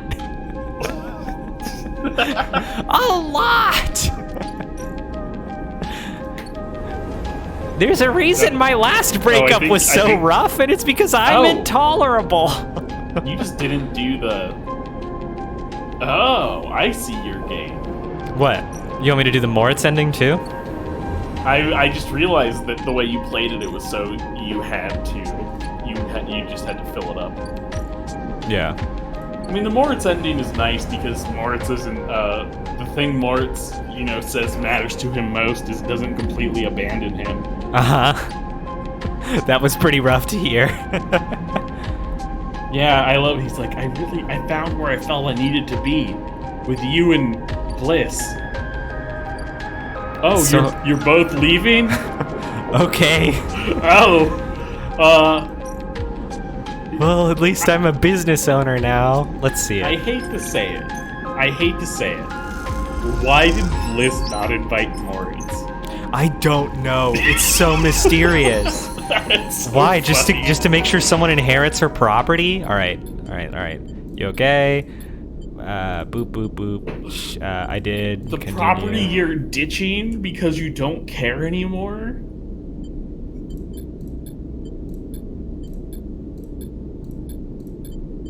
I'm staying. More. All right. You're now. It's you. Sleeper, are you sure? Are you doing this for me? I'm staying for me. This is where I get my life-saving medicine. And this is where the mushrooms that make it grow. Yeah. Moritz nods. All right then, you're staying. He grins. And Kita comes back across the bay, the final crate stowed. You staying then, Sleeper? That's right. She nods. Well, okay then. One less mouth to feed. She pauses. And here's the same spiel, except it ends with, I hope you find what you're looking for here. She smiles and kicks off, gliding to the ambergris, the starward belt beyond. You both watch in silence as Amber's drives fire up. I guess this is our place now. Moritz, the weight of everything suddenly hitting him. your place. Now I'm your employee. Even though you were a co-owner. Yeah, You're now demoted. It does feel illegal for Bliss to just will it to him. right, I'm giving it to him. He smiles. Okay, I'll need some help from time to time. No, Moritz, I quit. You both stay for a while to watch Amber and Bliss and Inkita leave. Then Moritz goes to the racks to finally implement a new organizational system. And you head out, promising to be back on things soon. You know he's been dying to do that. And Blitz is like, no, I have a system. Even though I make you grab everything for me. It's simple. I name all the folders after breeds of cats, and you add up the letters of their names numerologically. I organize it in alphabetical order based on the way it sounds when I scream it with my voice. As you glide around the soft curve of the hub, you catch a glimpse of distant stars flickering through the windows. They're beautiful, it's true. By now, you think of them as a distraction. In your time on the Eye, you've realized there's nothing out there waiting for you. No fresh starts, no bright futures, just a whole load of problems you haven't found yet. No, your place is here, among the people you know and the problems you know. You wish Inkita and Bliss the best of luck out in the belt. But as you do, you focus on the Eye, on the vast spinning rim that rotates around its hub, on its buildings and flashing lights, on its people and places. This is your home, and for now it contains all the futures you need. The futures in which you get medicine and live. Yeah, where you can grow the mushroom that you need. Wild that that's an ending. What do you mean? Well, I mean, it should just let you keep going. Like, yeah, but a lot of people stop after they hit an ending that feels good. Yeah. Like, well, I imagine if you were playing this normally and you hit the mushroom AI ending, I might have just stopped there if I was playing on my own, yeah. Oh, it does continue. Next round is yours. Yeah, just like the Moritz arrives at the table with a couple of steel drink canisters, typical of the hub's only bar, the Gimbal Lounge. He settles them to the webbing beside the table and clunks them down onto the magnetic table. This place, you've decided, is ridiculous.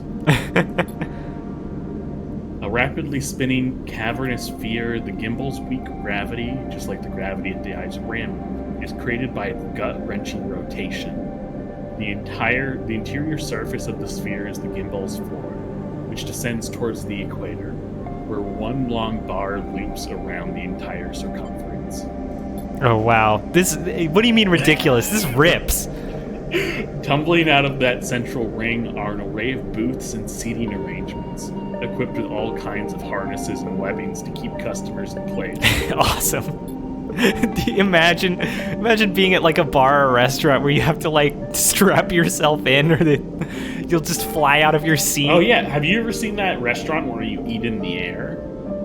No. In Vegas? No. I think I showed it to you, so you've forgotten. You've since forgotten, because I think I showed it to you. Oh, is it like a big zip line? No, it's like a big, where it raises you into the air. They bring you plates and shit. That's very funny. Silverware. Yeah. Those harnesses are there because the gimbal doesn't quite spin up fast enough, and you watch as the clientele bounce towards the bar in lazy arcs, or shift from table to table with graceful leaps. What are you thinking? Asks Moritz, noticing you staring out into the gimbal. How weird this place is. Moritz glances around as if for the first time. Yeah, Bliss never used to like coming here. Moritz takes a drink and stretches. So, sleeper, you sticking around? If you'll have me, boss. New boss. Somehow you've been demoted. Moritz nods. Of course I'm going to need help in the bay. Moritz rubs the back of his head. One cycle at a time. That's how we'll take it. Nice and easy. You aren't sure if he's talking to himself or you. So let's start already. I'm the new puppet. Moritz laughs. All right. He lifts his drink for a toast. To the next cycle, he pronounces, and knocks it back. Later, when you finally leave the gimbal, Moritz is still laughing. You help him out of the spinning gimbal and back into the hub, sending him on his way to the bay, home to the bay. Then you pause for a moment to watch the stars as they spin and spin around the eye. You smile to yourself. Think of Bliss and Ankita out there somewhere among the points of light. To the next cycle. Yeah, and now it's a little thingy, a little little triangle thingy. This is Bay. Oh. So it's 20 cryo. Still not as good as Tavla. Yeah. Being a pro Tavla player is really the only way to make a big buck. Oh my god. Oh my god. Oh, like it's to the fucking spaghetti floor. To the spaghetti drome. Me and spaghetti are going to have a mortal conflict. Boom. Slurp, slurp, slurp. Yeah, the sound Put of the another meter. one in. Fill it up. The sound of the meter filling is the sound of me slurping up spaghetti. Fuck it. Gonna clog all my ports with sketty. Okay. Oh man, I need to use the juice. Yeah. Yeah, I've been grinding so hard on various clocks that I'm finally in a position where I need to use a stabilizer. Okay, decent, good dice. All right, across to rim.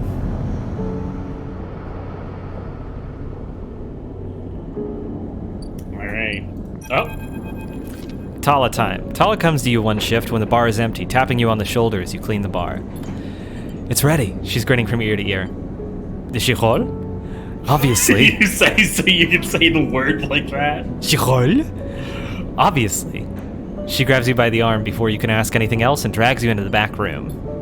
The smell hits you immediately when you enter, a cocktail of rich fermentation and chemical sharpness. The room is warm and bright now, the newly installed lights making the place look clean, whether it is or not.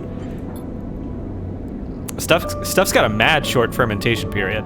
Tala has already pulled up a couple of stools around a metal crate, where 2 glasses with a few fingers of pale Giroud inside sit waiting. She smiles. I bet it's less. I bet they just have like the like fermentation equivalent of a pressure cooker. A super fermenter. She smiles. I haven't even tried it yet. You can see she's nervous. You both sit at the makeshift. Dude, Tala, don't get your hopes up. Generally, the first time you try fermentation, it doesn't go good. You made this. So you're I'm as conscious as my own capacity to fail as anyone else. Alright, you both sit at the makeshift table, the slight strangeness of the situation making you both jumpy. Tala hands you a glass. Cheers, she says solemnly, and knocks the glass back. You do the same. Although it is true, maybe the gardener has been like talking to the yeast for me. Like, no, please don't fuck this up. or the AI who made you those spores were like, he's gonna make these into some fucking booze. Let's make him the perfect booze mushrooms. The first sensation is burning, a sharp, nose-clearing blast of alcohol that has your frame querying whether you would like to activate safe mode. You gulp the drink back, and it is only then, behind the burn, that you taste the earthy tones of the mushrooms, the wood and the soil, left behind like sediment, barely there. That's strong! Tala nods vigorously. Woof, that was heavy! I don't even have a liver anymore. I feel like mushrooms, wood, soil, these are, I don't know, elements that I hear people speak of approvingly when they talk about drinking things, so maybe I say, has promise, though. You think? She swirls the glass and puts it down. Wait, I have an idea. Tala grabs a metal bottle from the newly installed work surface and adds a few drops of water into the churrol. Just a little bit. Try again? Look, we're doing some fucking gastronomy here. This time the burn is a warming glow, harsh but fading off, and the woodiness is less heavy. You taste something floral in among the marshy decay, something fresh and bright that you never expected to find. Both you and Tala meet eyes. It's really good, right? It is! Tala grins with her whole face, and that makes you smile too. Tala pours out some more girol and then adds some more water. The action's already taking on the quality of a ritual. You both drink. Tala tucks her feet up beneath her on the stool, folding her legs. She looks down into her glass and swirls the liquid thoughtfully. What's on your mind? Tala looks up at nothing in particular. My father opened this place, you know, she says out of nowhere, a thought suddenly becoming words. It was his attempt at making a life for us, for my family, when we got to the Eye. You were refugees? From Sinza, yeah. It's one of Ember's moons. She takes a drink. I don't remember much. I was only tiny when we came. My name was Mina, she says, looking at the camera. I was just thinking about something my father told me. When he first set this place up, he wanted to call it the Bantayan, but he was afraid it'd scare off the customers, so he kind of translated it, hence the Overlook. And these past few cycles, when I've been in here, I've been thinking that I should rename the place. She looks at you. The Bantayan. What do you think? I love it! What does it mean? Dad said he translated it to Overlook, something like that. Watchtower, maybe. Lookout. Tala picks up her glass. That settles it then. To the Bantayan. You both clink your glasses and drink up. Tala hisses through her teeth. Still harsh! She laughs, then suddenly grabs your shoulder. Oh, sleeper! I totally forgot. She stumbles to her feet. She lurches over to a corner of the room, covered with a plastic sheet, and whips it off, like a magician performing a trick. Beneath it is a neat little kitchen, a sink, work surface, and a compact oven with a hob. Your kitchen! She doesn't give you time to respond. You can make stuff here. You can come make stuff here anytime, as long as you promise not to raid the mushroom farm. I need those for the girol. I was thinking, too, that if things pick up, we can start serving proper food at the Overlook. I mean, the Bantayan. She laughs. Do you like it? It's perfect. Tala gives you a hug, then quickly stands back.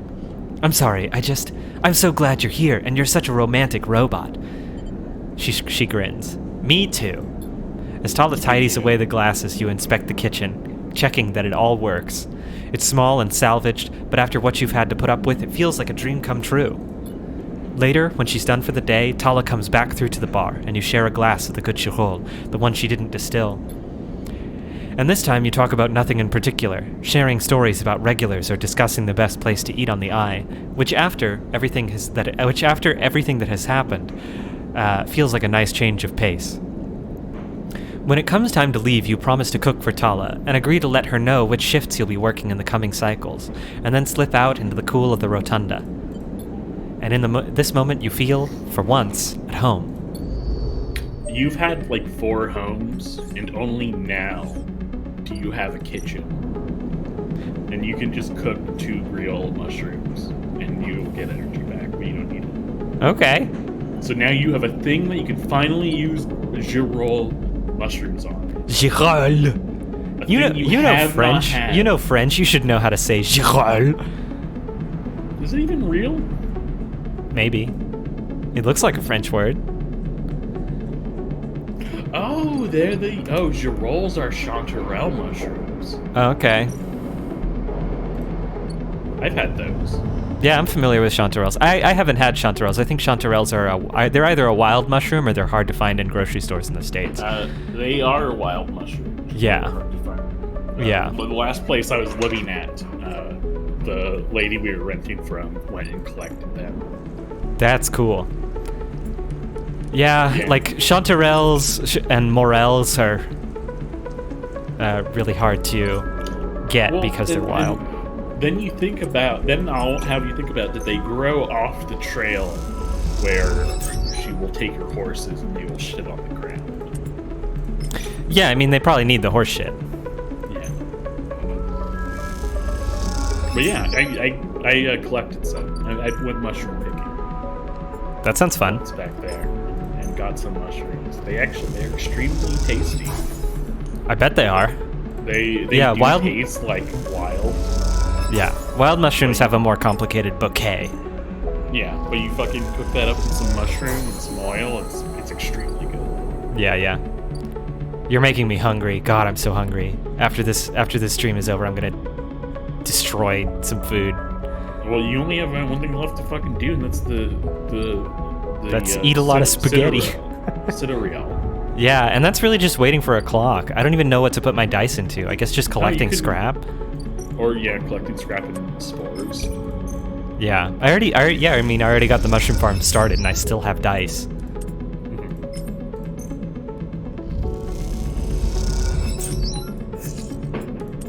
Hey.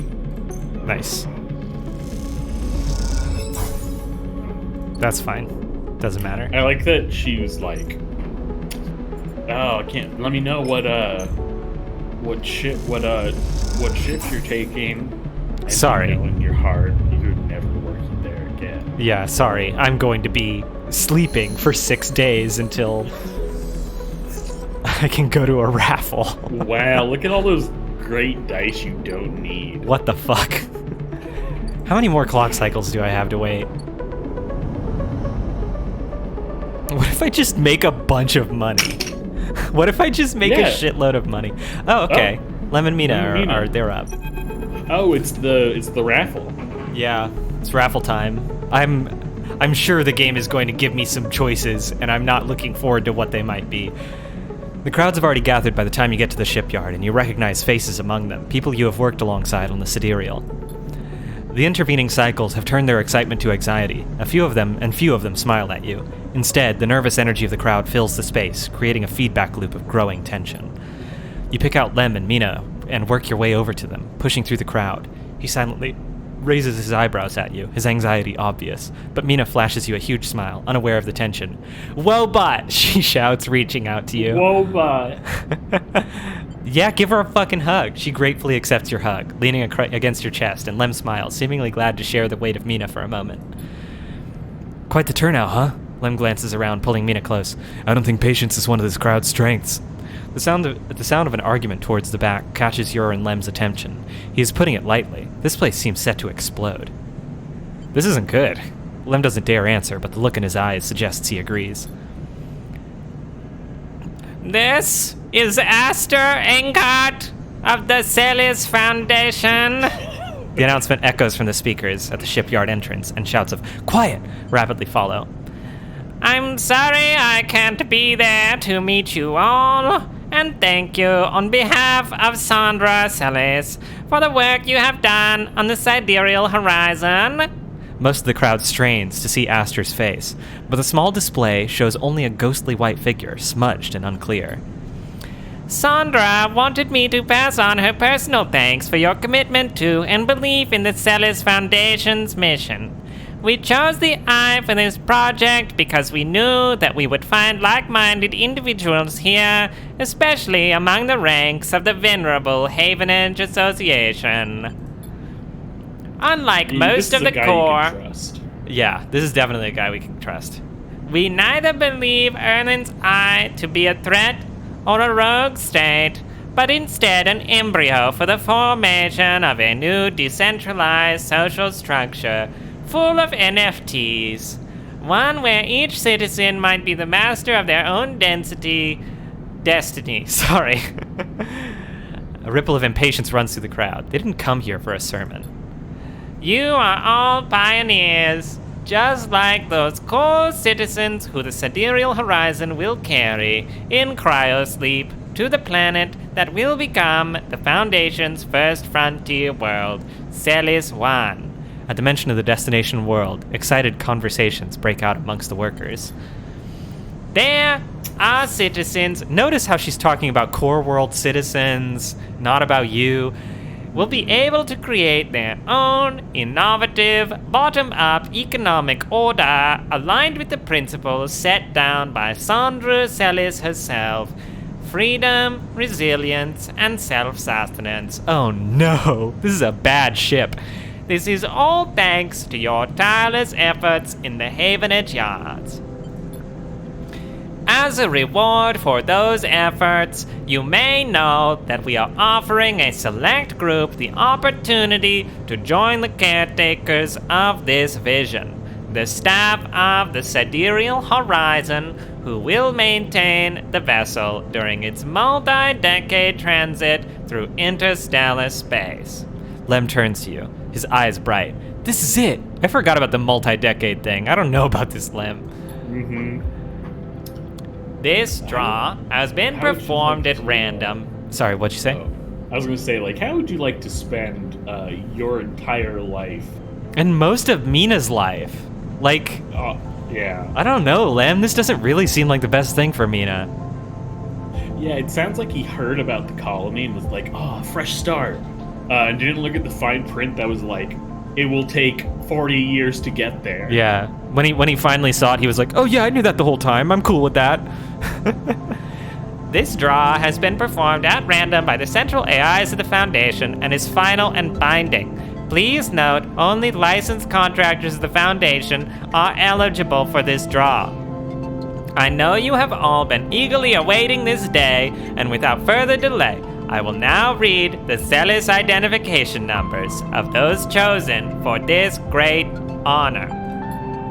A murmur runs through the crowd. Zealous identification numbers? Licensed contractors? You've never even heard the term mentioned. Is this something you were supposed to be assigned?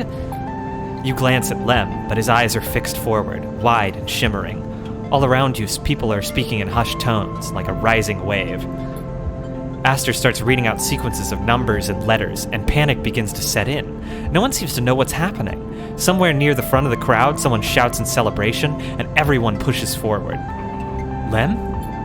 You turn to see Lem still staring. Mina is scared now, as the shout starts. Daddy? Someone throws something. This was a family event. Oh no. Someone throws something at the entrance and it rattles against the shipyard doors.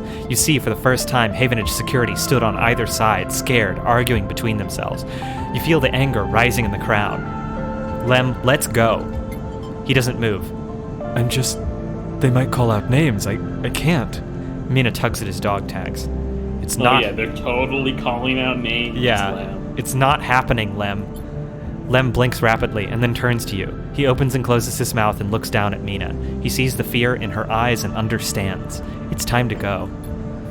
You lead Lem and Mina out, shoving people aside. As you do, you hear the sound of scuffles emerging at the front of the crowd, of metal canisters bouncing off the shipyard walls. You keep your head down and walk away, the sound of Aster reading off the ciphers, echoing above the chaos like some strange mantra. When you turn to Lem, there are tear tracks running down his cheeks, and Mina is sniffling into his jacket. You feel the sadness rising in you, too. They screwed you. Screwed all of you. You were never even on the list. The feeling is as unpleasant as it is familiar. You stare ahead into the tunnel as the security sirens sound out, a signal for the coming violence. Man, you totally can throw yourself into it. Damn, you failed. Straight up failed.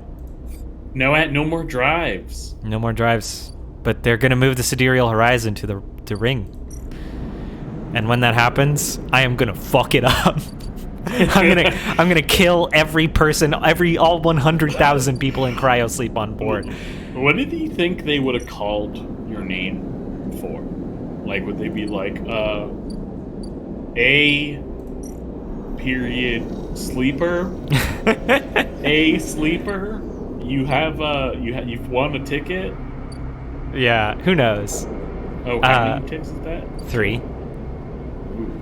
Yeah. Alright, time to play some fucking Tavla. Yeah, time to get rich. Time to get rich off of suckers. Alright, y'all. I hope you're ready to get fucking sharked.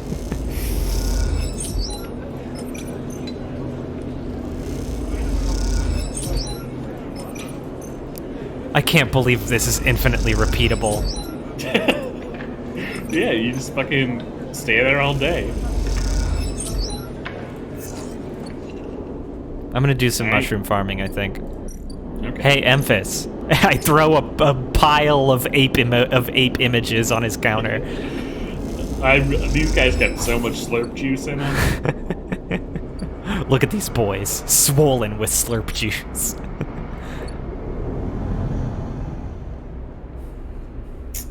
Yeah, it's not ready yet. Yeah, but you could get more spores. I'm gonna get scrap so that I can keep just repairing myself. Yeah, you have a few days of scrap now. If you repair tonight, you'll have 3 days of scrap. Yeah. Alright, time to sleep and I guess pass another day. God, I'm gonna have to do this 3 times. There's one.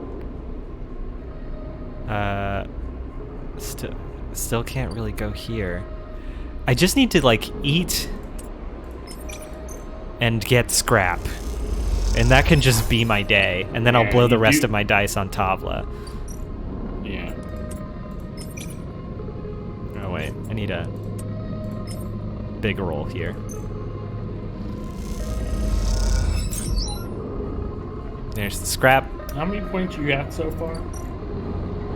You just have one floating, right? I think I do. Yeah, it's just one. Yeah. I don't think you'll get to upgrade again. Yeah. With the amount of stuff that's left to me. Do you roll? Damn. Oh, man, I was gonna say you could have just put in that 3. Well, whatever. I only played Tabla if I absolutely know I'm guaranteed to win.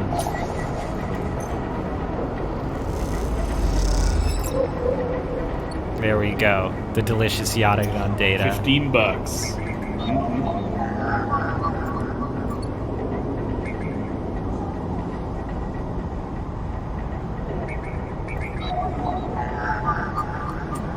Mamma mia.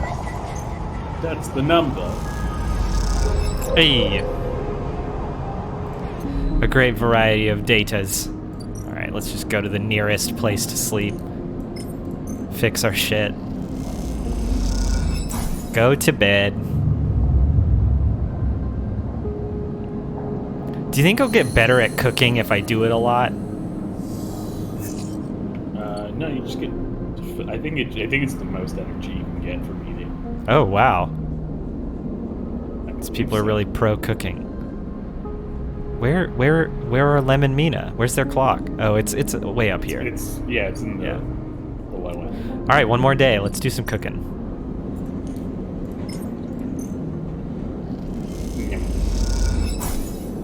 Yeah, that really gave me a lot of energy. But Emphas gives me the same amount. Yeah. But now you don't need money. I know you didn't need money because of the spaghetti zone, but... And because I'm an incredible Tavla player. Okay, let's play more Tavla. Let's get super duper unreasonably rich.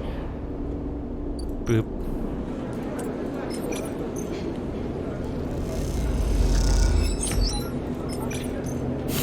This is so whack what I'm doing. What? Just throwing dice. It feels so wrong to throw dice in one thing and just get money endlessly. Like money that you don't even really need anymore. Oh, I so don't need it. You can't even spend it on Stabilizer. Yeah, that's not even how I get stabilizer.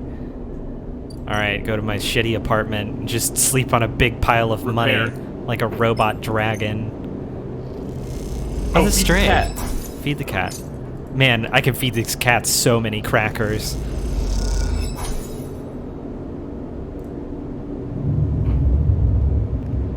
Yeah. That's the real thing. If you left with Bliss, who's feeding that cat crackers? Oh yeah. Cat's gonna run out of crackers. If I left with Bliss, I would will all of my cryo to the cat. Oh, you don't think that money's good anywhere else? Nah. No, are you kidding me? Of course this station has like local chit. Local NFT based chit. Station sucks. Erlen didn't do a good job. Oh no. Oh no. There's no answer when you buzz Lem's unit, but the door is open. You push the door and find Mina sitting in the middle of the floor, playing with Bun Bun. Hi, Mina. Hi, Wobot, says Mina sullenly, waving Bun Bun's paw without looking up. Where's Daddy? Mina doesn't respond. She walks Bun Bun across the floor, narrating quietly to herself. You look around the unit. It is a mess. Dishes and glasses on the side, some of Mina's clothes piled up in a corner. Mina is sitting by her bag, which is spilled out across the floor, her drawing slate cracked and dark. Woof. Tidy up. You start with the kitchen units, piling up the dishes in the auto wash, wiping them down. You pile the clothes up next, folding them neatly. Mina watches you quietly as she plays, curious but silent. You've just started to look at fixing her cracked slate when Lem enters. Sleeper, what are you? He pauses and looks from you to Mina and back again. Never mind. He drops a bag by the door and slumps onto the couch. Is everything okay? Lem lets out a weak laugh. You forgot the past few cycles now too? Wish I was so lucky. He looks away at the open door. Oh yeah, I've just been gambling and winning tons of money. You want some? Yeah, I'm super rich. Look, now's not a good time.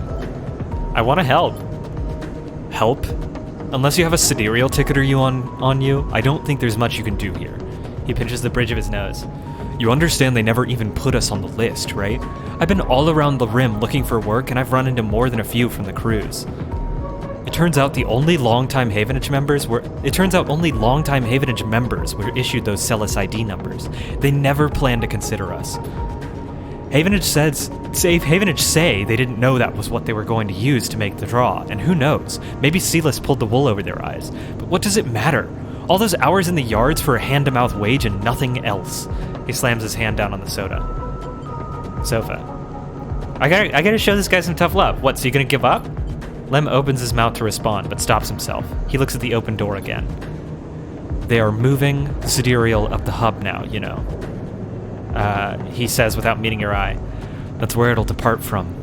They're bringing in a ship with all their cryosleep pioneers and transferring them up there in microgravity before loading the crew. You can sneak aboard. Yeah, let's... I don't know about this. You won't get a cryo tube, so you'll just live in the walls for a while. Yeah, the idea of us being a decades-long stowaway on a generation ship seems rough. We could sneak aboard? You think they're just gonna let people on board? The security they'll have, it has to be impossible. He looks over at Mina. Look, we'll be fine. We always have been. I just need a little time. He sighs. We had our hearts set on that trip, is all. Mina comes over and climbs into his lap. He smiles. What if I got you on board? What if I threw you? Yeah. What if I fastball specialed you onto the ship just as it enters hyperspeed? I missed you these past few cycles. I missed that optimism. Lem strokes Mina's hair. Look, you want to go up to the hub and ask around, be my guest. I can't get up there with Mina down here, and I'm sure the Sidereal will bring in a crowd, but be careful. This kind of thing always attracts scammers and thieves. You find any way on board, you take it. You need help to get there? Ask me. But for now, me and Meanie are sticking to the eye. She looks up at him and smiles. I'll find a way for all of us. Yeah, get on that ship where you won't have any of the resources to survive. Yeah, I feel like I'm just gonna do this ending to see it, but I honestly feel like Mina, like going on the ship and being a custodian for 40 years is just not the way. So you're about to enter in the tree of endings. This ending actually has like 4 to 5 options for it to play out. Okay, we'll hit them as they play. All right. Lem smiles but doesn't say anything. You stand to leave and Mina grabs your hand, eager to give you one more smile. Then you're out, back in the walkways of the low end, already thinking of plans to make this right. Alright. I know a few plans. Maybe cut a big cryo hose. The side reel dock. Scout it. Scout the dock. +2. 2. You can maybe do this in 3. 4. Definitely gonna be able to do this in 3. 6. Done. Oh, fuck. Okay. Quite the achievement, isn't she? Sandra Celis must be proud. You recognize the resonant voice of Castor immediately and turn to see him, hooded and tucked into the shadows near the viewing platform. Castor? I see you remember our game. Good. He looks around, but the platform is clear. I'm afraid you'll have to wait for a rematch. Microgravity makes Tavla a little difficult. He smiles broadly. Castor walks out to stand beside you on the platform. The telltale clunk of magnetic boots accompanies his slow crossing. He notices you looking at them. I don't much like it up here, he explains. I hear there was some trouble at the Haven and Shipyard when they announced the results of the crew lottery. Yeah, they fucked us. I know, he sighs, meeting your eye. An ugly business. Sealists are too used to the way things work in the core. Exploitation is the only logic they know. He gestures out at the sidereal. You know why they built this monstrosity on the Eye? Control. Certainly, there is no corporate oversight out here, but that's not all. He stares at the pristine yellow hull. Sealis built it here, says Castor gravely, because they didn't want anyone to know it exists. He rubs his forehead. And secrecy is something I cannot abide. He turns to face you. He puts on his Guy Fawkes mask. There are people being loaded onto that ship as we speak.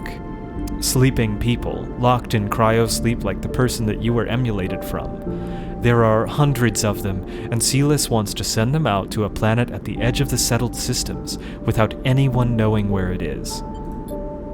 But you, Sleeper, can do something about that. You are like me. You deal with data. You can read it right out of the air. With someone like you on that ship, secrecy isn't a problem. You can ping back whatever I need, whenever I need it, as long as you're on board. That's how space works. With you on the sidereal, and with some minor modifications, he pauses, you can be my eyes and ears. I will keep track of Sealis' grand project through you.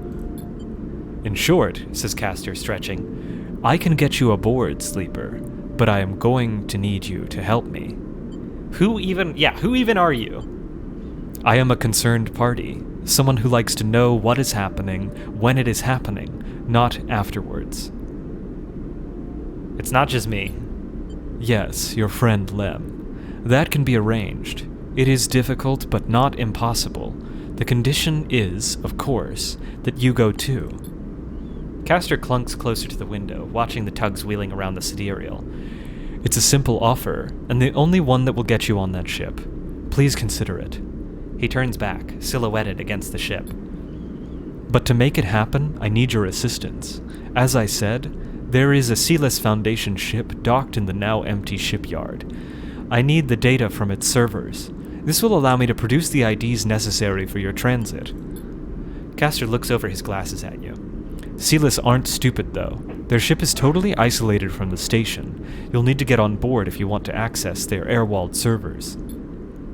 Once you have the data, meet me at your friend's unit so we can give him the good news. He smiles. I noticed his importance to you, and the little one. So cute. You don't extract the data before the sidereal horizon leaves the hub, then I will get the message. We have other options, but you are certainly my preferred one. But be sure when you act, Sleeper. Once you take the data from Sealis, you'll set off a series of events that will likely be hard for you to untangle yourself from. Either way, I recommend you stop asking around up here. You're bringing a lot of attention to yourself. Castor glances around, as if to emphasize his point. There are only a handful of cycles until departure, Sleeper.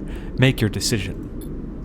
With that, Castor marches back off the platform, the sound of his mag boots fading away, leaving you to contemplate the sidereal horizon and the part it may play in your future. So, ending one, you just let the ship leave. No thanks.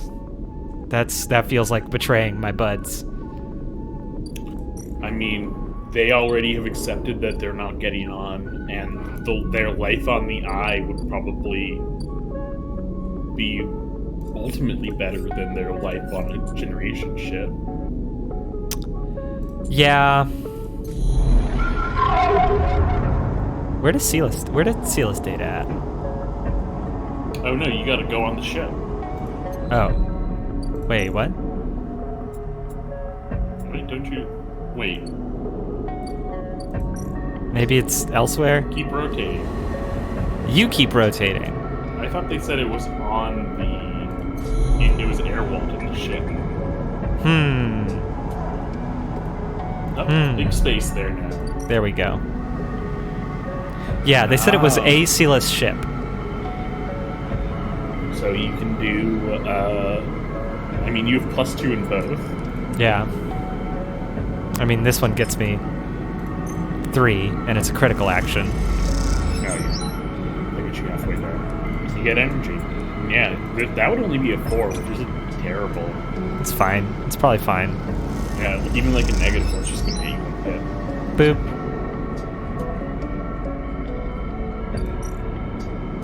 All right. Dragos looks in and he's like, what the fuck? I haven't seen him in like a month, like 2 months. I know I said you could use this container, but not like forever. Not just whenever you want.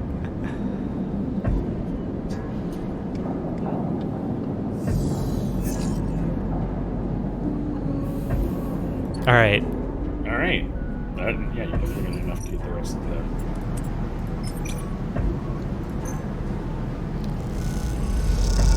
Easy peasy. Okay. And now this. Boop. I guess there's another ending if I've messed this up. Wow, that's a lot of cryo. Yeah. I take both. Give me the data and the cryo. Okay. Alright. No, there's nothing left. Now you gotta go. There should be Castor might be in the low end. Yeah, here he is. Yep.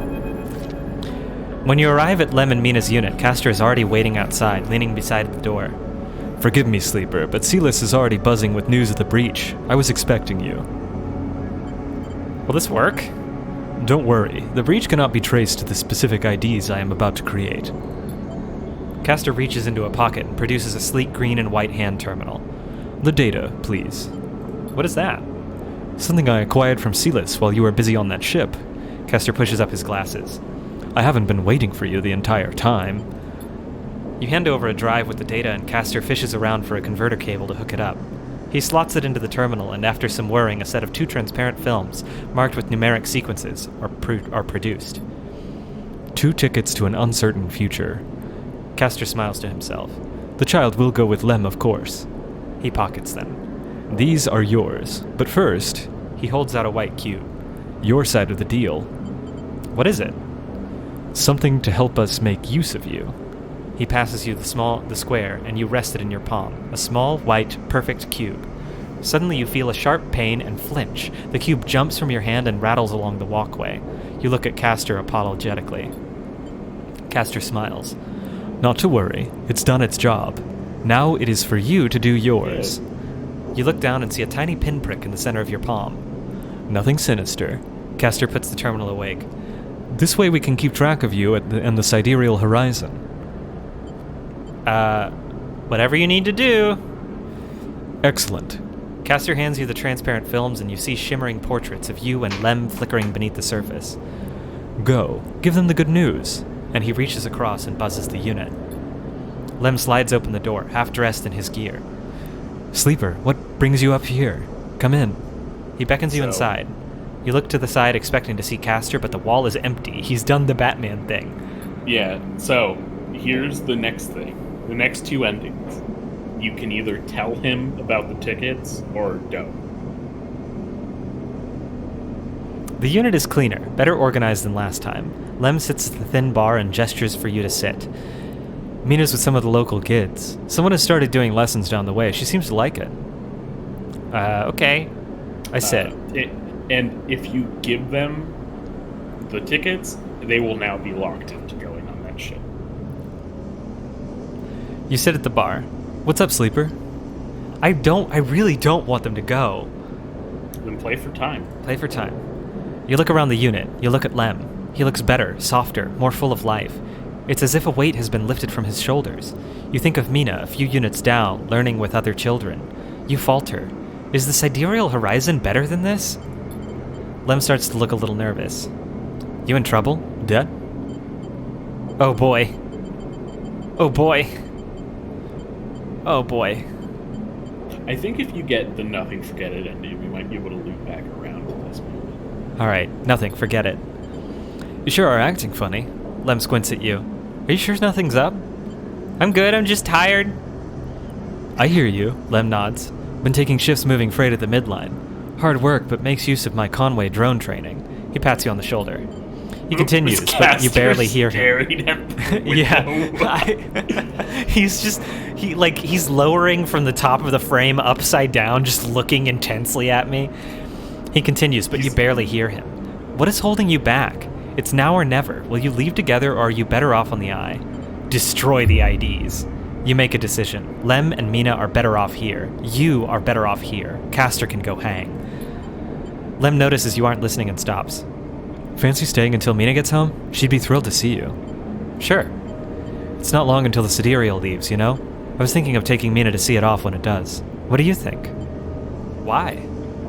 Maybe because I'm stubborn, he smiles. Or maybe there's a lesson in there for little Mina. Not sure. Lem looks across the tiny unit. Holding on. That's all we can do, right? Just hold on a little. He turns to you and smiles. The buzzer goes. That'll be her.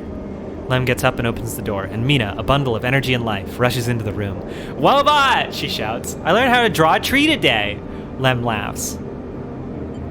Show me. Great! Mina jumps around the tiny unit, and Lem laughs some more. You watch from the bar, happy to think about anything else than the decision you just made. And a while later, when you leave, you don't even think to check for Castor by the door until it's too late. You stop and turn halfway down the walkway, but there's nothing there. Even that little white cube is gone.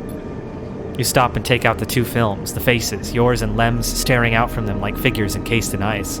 How did Castor even get these images? A rush of anger runs through you and you crumple them in your hand. You let the films drop and they bounce once, twice, then fall through the grill of the walkway into darkness, the future leaving as easily as it arrived. You pause for a moment. There doesn't seem to be anything else to be done, so you keep walking back through the low end, deep in thought.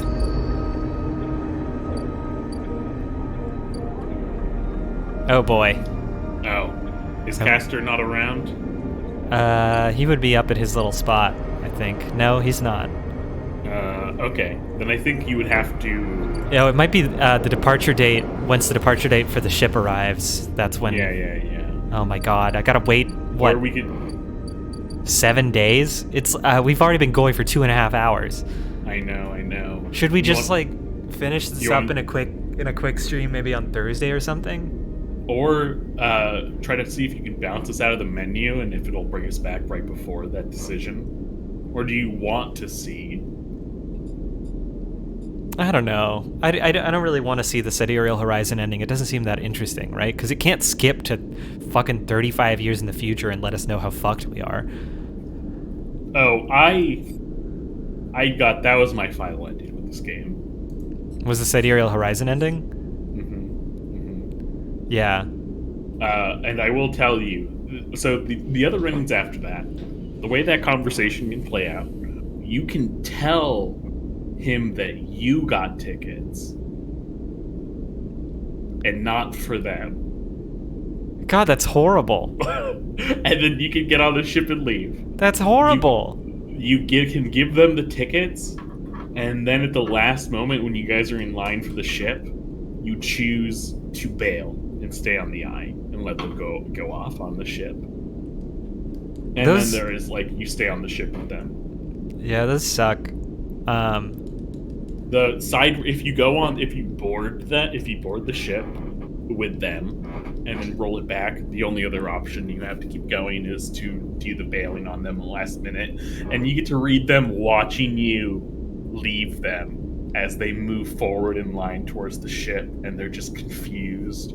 God, that's rough.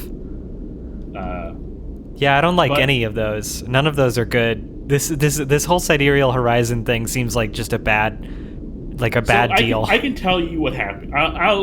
We can just sleep for the next 6 days straight. I think we could probably pull it off. With the amount of stabilizer we have, definitely. And we might need to eat, but we can get food at the hub. That's true. So what it is you guys go on the ship, and you're in cryo for a while, and then you wake up, and it's the ship, and you get to live with Mina and Lem on the ship and get old. And you die. You die before they reach their destination. Wow. And then Lem dies of old age. That is just 40-year-old Mina. Yeah, but then, wow, I love a planet. The final description is Mina getting to step out onto the planet. The Yeah. secret colony, nothing bad here. Yeah, it seems so bad. Nothing bad about the secret colony that they don't want anyone to know exists. Don't go there. No way. I've got huge rolls today. so I'm gonna harvest a bunch of it's mushrooms. So the side reel ending and the bliss ending are so interesting to me because it seems so much like the crux of this game is all about how, and I guess kind of the plant mind ending, but less so the plant mind ending. Oh shit. Oh no. Okay. Is so much about how there's like a community of people like making shit work and taking care of each other, and like people are on here having fulfilling lives. Yeah. Like I kind of like in a way the mushroom AI ending. You don't leave the eye, you just leave your body, and Yeah. you're still part of the chorus taking care of the greenway. Yeah. Even though, like, the alternate ending of that of Stain is very much about, like, the community of people, right? It's about you're pulling back to where Rico's holding your hand. Mm-hmm. So it's kind of weird. Like, the options of, like, alright, you were off the eye are kind of, like, very weird to me. I only ended my game with that because It won't let you go back to different stuff. Well, it was because I really wanted to make Lem and Mina happy. Yeah, but I didn't think about the fucking how shady all of this is. living on a fucking unknown colony shit where you're fucking picking up truck like that. Trash for Trash and 35 shit. years. Yeah, and I especially didn't like. And then when I had it, I like went with them because I did not want to fucking break Mina's heart. Yeah. Yeah, no, it seems like a horrible idea. It seems like something that Lem got fixated on is like a way out, but it's not actually a way out. Yeah. So I have no interest in any of the now leave he on the has- sidereal endings. He has his rich sleeper boyfriend. That's right. I will co-parent with bankroll you, it. Lem. Look, how much money you need? 200 cred? Done. Done. I own a capsule on the hub. I could own many capsules on the hub. Look, you don't know how many homes I have on here. Yeah. You and You Mina. want to move in? You want to move into my apartment? Mina could have her own little baby house. Or alternatively, you just be like, man, Lamb, let's just move to the commune. Yeah, man. Why are you busting your ass out here? Just go to the fucking Greenway, Lem. Jesus. Well, you know, do you know how big and strong Mina will get eating a bunch of communist spaghetti? I feel like a big part of it is that like the Greenway seems like a thing that is inaccessible to a lot of people because of the cost, right? That's true. That's why literally everyone is like, can you go there? Yeah. Yeah, you but do have it's to have like- 100 cred just to fucking get across. But it's like, Lamb, I got so much money. You want to go to the Greenway? You want to move back from the Greenway? I got you covered, man. I don't know if you know this, but I have a superior Do you wanna computer sell- mind. You want to sell your Havenage data too? Yeah, let's do it. I have a superior computer mind that makes me incredible at Tavla. What was I gonna do with this 5? What was I gonna do with this? Oh, Maybe- you want to eat some mushrooms? You want to use those last 2 mushrooms? I think I was gonna get some scrap.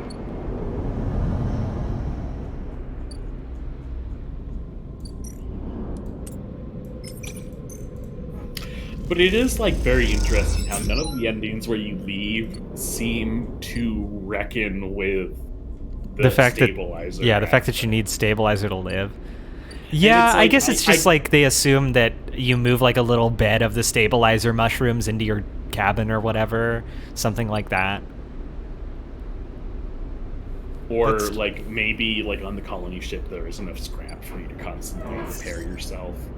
Yeah, it's just so precarious, you know? Yeah. Like the club-shaped mushrooms are really such a game changer for your existence. It is literally the place saying, "Hey, like you can live here. We Yep. will make sure that you can live here. Yeah. Yeah, I don't see why you would ever leave. You got all the friends you made along the way. Yeah. You got fucking Memphis. You got Moritz. How sad was leaving Moritz behind? Oh my How god. bleak was that? He was so sad. He was so sad. He was literally crying. But I'm sorry, I can't resist the call to become part of a ragtag crew. And that was one of the Yeah. most ragtag crews there's ever been. Yeah, I can't resist becoming Farscape. Yeah. What if there's a blue Like alien on there? a Farscape except with cool illustration instead of weird puppets? Hell yeah. Oh man, don't talk badly about the puppets. I do like the puppets. Farscape was a very visually stylish sci-fi show. Yeah, it was a little too sci-fi channel, you know, like writer's room horny for its own good. You know what I mean? But it was a stylish show. It unfortunately did create the character of Scorpius. That's a name I haven't thought about in a long time. Yeah, no one should think The about most- Scorpius. The most chaotic character in fiction. The original Orochimaru. Yeah. Oh yeah, the like bad guy Nazi? that's been like tormenting us for like 2 seasons, and it's like, yeah, he's joining up. He's on the crew now. He's on the crew. He's whimsical. You can't understand him. It's like the guy that almost tried to kill you all those times, and I think routinely still betrays you. Truly some Scorpius shit. I don't know, man. I'm going to the hub. And he the whole time he has that fucking like leather daddy outfit. He does have an intense leather daddy look. I'm not even using these dice. I'm just sleeping. Just Yeah. going to bed. You're really going through it. Yeah.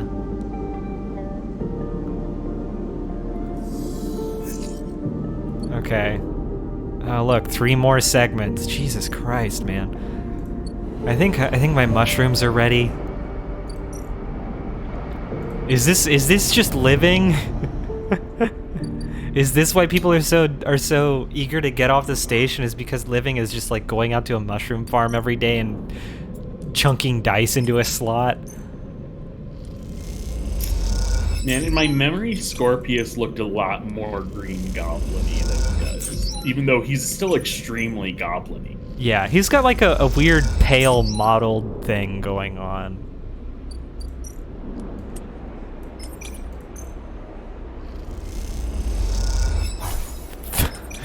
He is a leather daddy. I am looking at all of his Fill me up, outfits. y'all. How many more ticks until the side reel goes? 3. I think what I'm gonna do is I'm just gonna alternate between scrap and spaghetti for 3 days. Even the thrill of getting rich is gone. I just don't care about anything. I mean, on the flip side, you would still be doing this even if you gave them the tickets. Yeah.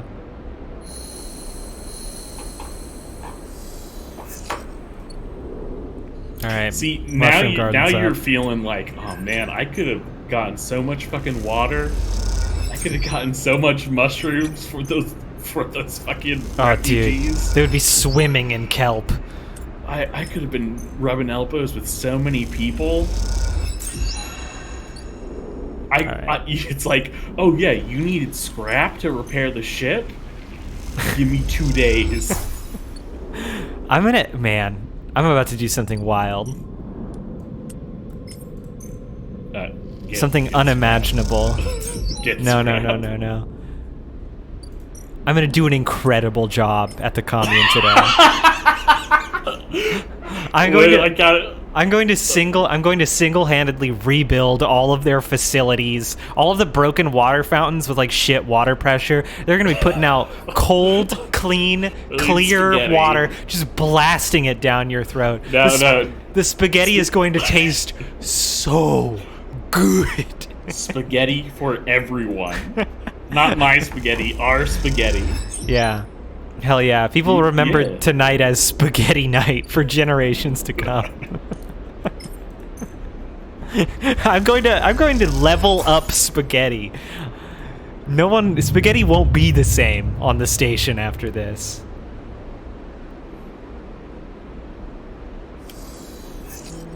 Okay. What are we at? I think we still have one more. And if we do still have one more, I'm just gonna go to sleep immediately. Yeah, just go to sleep in your capsule. Yeah. Mm-hmm. Yeah. Hey, good night. Damn, good night. Mina could get the capsule. She would love it on the hub. Yeah, dude. She would hang out at the gimbal just bouncing around with her little tablet, playing Roblox. Hell yeah. There's a crowd, but you spot Lem and Mina immediately as you enter the dock. They are anchored, like everyone else, along the viewing platform, watching the final stages of the Sidereal Horizon's loading and preparation. Lem. He turns and searches nervously through the faces to see who called. Then he spots you and a weak smile passes across his face. You move up and join him on the platform. We decided to come watch in the end. He nods at a sleeping-looking Mina whose bright eyes are locked on the yellow hull of the Sidereal Horizon. Minnie wouldn't let me stay away. I'm glad you're getting some closure. Lem smiles again. I wasn't sure if I'd see you up here. Mina turns to you and flashes you a small smile too. You three watch the ship for a while, in the same hushed state as most of the crowd. All the anger seems to have faded out of those who didn't make the crew. Perhaps down in the low end, the tambour is full of angry workers, drunkenly denouncing Celis, but up here the atmosphere is reflective, somewhere between a funeral and a ritual. You seem to have a lot on your mind, friend. Lem puts a hand on your shoulder. Want to tell me what's bothering you? I'm worried about you, dude. Us? He reflexively strokes Mina's head. Don't worry about us. He turns away from the ship to face you. If you think this is the worst we've been through, then you're wrong. No, just you, Lamb. Yeah, Mina's fine. It's weird how you can't tell that Mina is doing 100% okay, and you're the one who's freaking out. Lem puts Mina down beside him. She kicks off, glides to the viewing window, and presses her nose against it. You know, there's been plenty of cycles where I thought Mina would be better off without me. Who am I to decide her life for her? To drag her through? He gestures around at the eye. All this. But when I see her smiling, I see her dealing with things, making fun out of nothing. It reminds me that she's the one dragging me through. This is her world now, and who am I to decide it isn't good enough for her? You ever hear of the three-body problem? Oh, I read that book, yeah. Yeah. Right, the so you... Chinese aliens?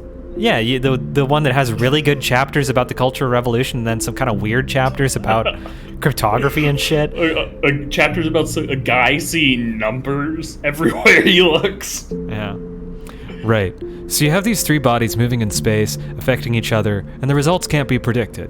Lem starts trying to demonstrate with his hands, wheeling them around each other as he speaks. You only have two hands, Lem. I was gonna say, this is the reveal where he has a third.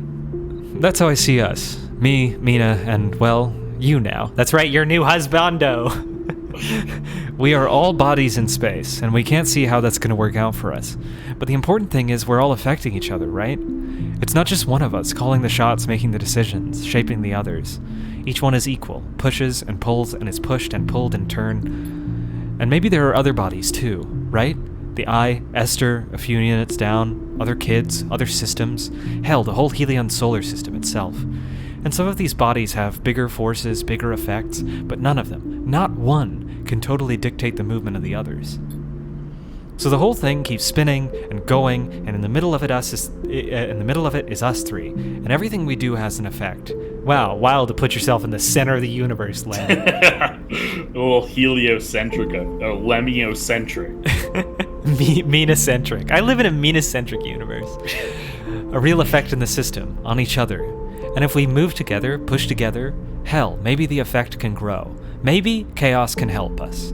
He stops suddenly, noticing how rapid his speech has become. He drops his hands to his sides. Well, that's it. He laughs. Just stay awkwardly silent, like, Lem, what the fuck? No, I understand. Lem nods and turns back to watch Mina as the docking clamps release in the sidereal horizon. A tremor grows through the watching crowd, but no one speaks. Mina, suddenly scared, kicks off from the windows and glides back into your arms. She settles there, the lack of gravity meaning you can't feel her weight, only the grip of her small hands on your clothes. Then the sidereal horizon leaves, the spectacle of a vast machine doing the job it was built to do, hypnotizing half the crowd into stunned silence. But despite the scale of the endeavor and your part in it, you can't feel proud or even impressed. What you see instead, as Mina clings onto you for comfort, is that same system Lem just described for you. In it, the Sidereal and the Sealess Foundation are as vast as a sun, around which millions of other bodies orbit. Their scale is terrifying and the breadth of their influence impossible to conceive. Yet here, in this small nested system of Lem, of Mina, of you, of the eye with its orbits and transits, of the people that are linked to it, those vast forces can be countered. They shift you, yes, and the people around you, but they do not negate the pull of friendship, the orbits of community.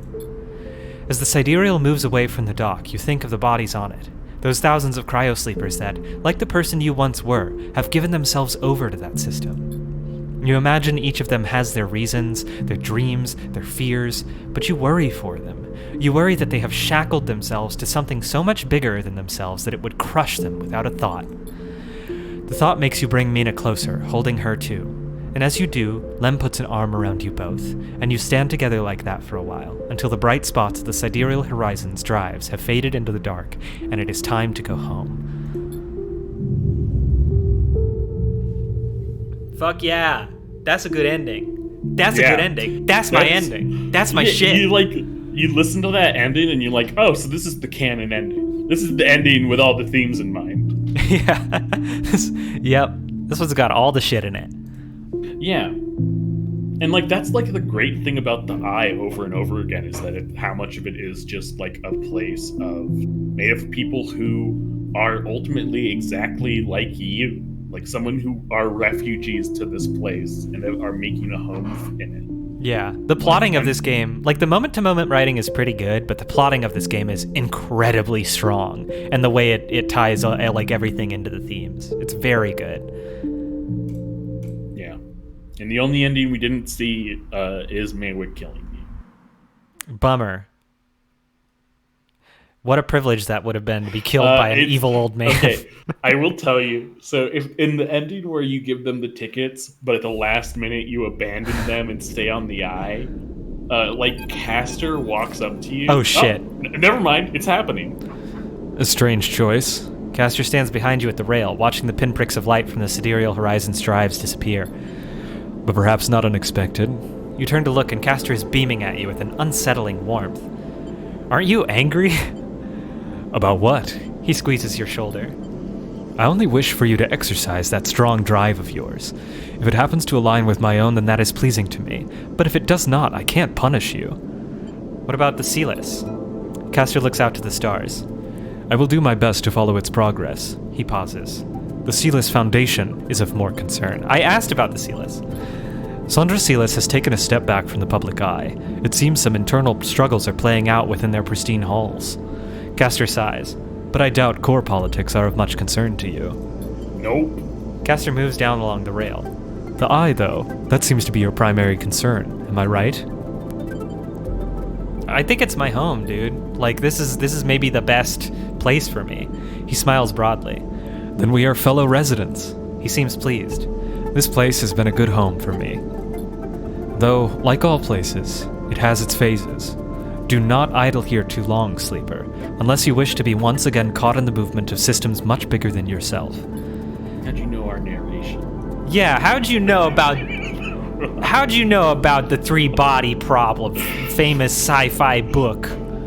Castor turns and starts to clunk away in his mag boots. I will be keeping an eye on you, if you don't mind, Sleeper. He waves as he walks. My curiosity remains piqued. Once he leaves, you stay a little longer at the rail, watching the stars. Thinking about all this, Castor shows back up. He phases into existence. Outside the station window in the vacuum of space, his dice floating above his hand. Thinking about all those people out on the sidereal horizon drifting towards an unknown future. They seem like suckers. Yeah, it is. It's so... Like, that feels like such a better ending. Response. Yeah. I mean, just because it's like also so weird to suddenly be like, oh, Castor, I'll be your political tool. Even though I don't know if you even survived the whole trip. I mean, you said you don't. Yeah, I don't like. Now I'm like second guessing. Well, yeah, you don't get to see land, so it's like I guess when the Wi-Fi drops out, You just die. you just look and it's like, well, I guess they're somewhere over there. They're in that direction. Yeah. He's still getting Wi-Fi off my corpse, is what happens. I will say, one thing that's very funny is that he's like, things are you're gonna be caught in systems again. Oh, that just Hinting exited us. Okay. Let me just. hinting at the DLC that we have already started. There we go. All right, we're back at the loading screen. We did it. We freaking did it. And we went long, so let's make this outro quick because I am so hungry. I haven't eaten yet, actually. You're gonna go forage for chanterelle. Yeah, I'm going to go eat a bunch of scroll. All right. The next game that we are going to play, didn't we have some ideas about that? Yeah, I mean, we talked about like Hypmantics. We also thought about like the mortuary assistant because that has like like even though we've both seen stuff of that game, apparently It has like a ton of endings and content. Yeah. Well, it's also completely like the stuff that happens during your shift is procedural. Oh, okay. That's cool. So it's like, yeah, like every time I peeked at that game, I was seeing new stuff. So we can peek that. That's pretty hot. I also think we were just thinking about other stuff. I think your mission was to think about what you want to play next. Oh, that's true. Yeah. Cuz like I kind of want to do something that doesn't involve as much like passivity and reading. Yeah. So we're holding off on immortality for a game or two. Yeah, immortality sounds wild. Like I can't imagine what that game is. We could jump into immortality because I feel like immortality is probably really short, just judging from their prior games. We finished their first two games in a single sitting. No. Oh, it's this long. One's like 6 hours. Oh God. Yeah, this would be like 2 streams, like at least. That's another thing I've been hearing is that everyone's like, "Oh my God, I can't believe it's this long." Yeah. I mean, like, oof. The thing is, I kind of want to play Immortality while it's got some heat, before everyone's seen it and it's done. No one's talking about it still. Everyone's still in that phase of being like, you can't talk about the spoilers. You got to play it. Okay. Then maybe we should get a little bit so that people who are, I don't know, like if they're tuning into the stream to watch us play Immortality, then obviously they don't care about spoilers. I was gonna say we did come to that other game, Telling Lies, pretty late to it. Like I think I'll be able to stay pure of Immortality. Like I do not. I've looked at some stuff from a distance, glancingly, so as to not know too much. Yeah. So I think like that could probably be like the next thing. Okay. All right. Then yeah, we'll think on it. Maybe we'll run some polls in various groups where people actually know who we are, and see like take the temperature of our audience, which is just our friends. Well, let's not do that. A couple of straw polls because EK Hawkman wants us to do System Shock 2. And Mod Prop wants us to do Final Fantasy 14, and so that maybe we'll tap some different audience. Wait, have they been in the chat? No, they haven't. No. This has just been a persistent thing in our day-to-day lives. Oh yeah, yes. I mean, Mod Prop always wants everyone to play Final Fantasy 14, so he has people to play with. I don't even know how you would. I don't even know how. I guess we would just do it forever. We would just become a Final Fantasy 14 stream. Yeah, it takes about 100 hours to get to the quote unquote good stuff. Oh God. I don't know about that. I don't know about Jesus Christ. That's a full year. Like considering we do about 2 hours of streaming a night, that's a full fucking year of just Final Fantasy 14 grinding. I'm good. To get to the good stuff. There's still like another 100 hours of good stuff after that. Oh my God. Just Imagine finishing. Like, imagine feeling like, okay, we've seen all the content. Now let's move on to something else. And like, we've been a Final Fantasy 14 stream for 2 years. Yes, yeah, that would rule. It would be pretty wild. It would be extremely funny. It's like the timeline where that happens is like an extremely funny joke timeline. Yeah. All right. Well, whatever we pick next, I'm sure Pat will post it on the schedule. I'm sure he's been maintaining the schedule religiously. Does it still say Alpha Protocol? Almost certainly. 100%, right? It says Alpha Protocol. Oh, I'm sure. I don't even know how to get back to the schedule, man. And I'm sure everyone will get Twitter updates about it, and all of our shit is set up. We're really good at social media. That's why we have so many viewers. So yeah, I guess on that note, we have a Twitter account. It's at NeverRelevantPod. We have a Gmail account, neverrelevantpodcast@gmail.com. We have a YouTube channel where we back up the stream archives. It's just called Never Relevant. And of course, we have this Twitch stream, which I should go ahead and say on the in the footage so that it shows up in the archive. This comes from a Twitch stream. It's just Never Relevant is the name of the channel. Twitch.tv/Never Relevant. I think it's Never Relevant Pod. Never Relevant Pod. Yeah. I'm sure we come up. It's Never Relevant. We're probably the second or third result, So I hope the one person watching this enjoyed it.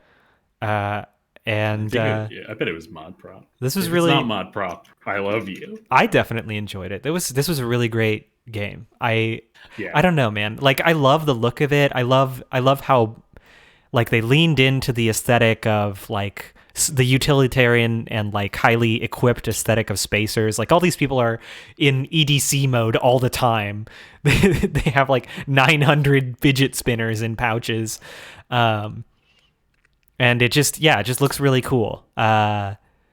Just a sick game with good writing, super good art, pretty good, for its for the fact that it's a pretty small team with pretty limited resources. The mechanics felt fine. It was mostly just like a dice-driven visual novel, but that's cool. Yeah. Okay, here's the real question, because this is the great debate raging in the year of 2022 game cycles. Okay. What's the better story game, Norco or Citizen Sleeper? Oh, come on. Don't make me choose. Don't make me choose between these two. Here's what I'd say. I think Norco is the more compelling of moment to moment, but I think Citizen Sleeper has the better endings. Like, I think every ending of Citizen Sleeper is probably better than the ending of Norco. Yeah, I mean, Norco is just like we jumped off the spaceship. I mean, it's the ending. Yeah, it's climate. It's like climate magical realism, right? And it's extremely pessimistic. So like, even the best, quote unquote, best ending of Norco is like, oh well, you survived. Your mom's still dead. The world's still ruined. Everything sucks. Yeah. And guess what? You go back to being a mercenary in the killing fields of Texas. Okay. Yeah, it's like, these are two very like comparative games right now, because they're like the story-driven games of the year. I guess now Immortality is probably going to enter that conversation, but I don't know. Yeah, this is a heck of a year for story-driven games. Road 96. That actually came out a few years ago. A game about voting.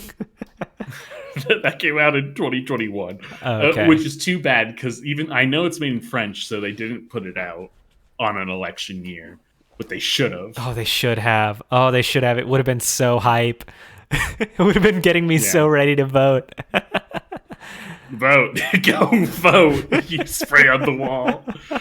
This is still the ultimate graffiti of all time. It's so good. Go vote. I'm so sad that stream got lost. The Twitch just deleted it and we never archived it. Fuck.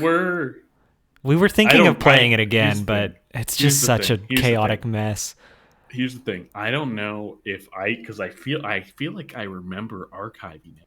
So another part of me is like, was that just like snipped away because of all of the full audio songs that play in that game? I don't know. I don't think so. I think you fucked it up, man. Yeah. So I know. I think I did too. It's okay. But we'll always remember to go vote in our hearts. Yeah, just go vote. Go vote to bring back go vote to have Twitch bring back the Road 96 stream.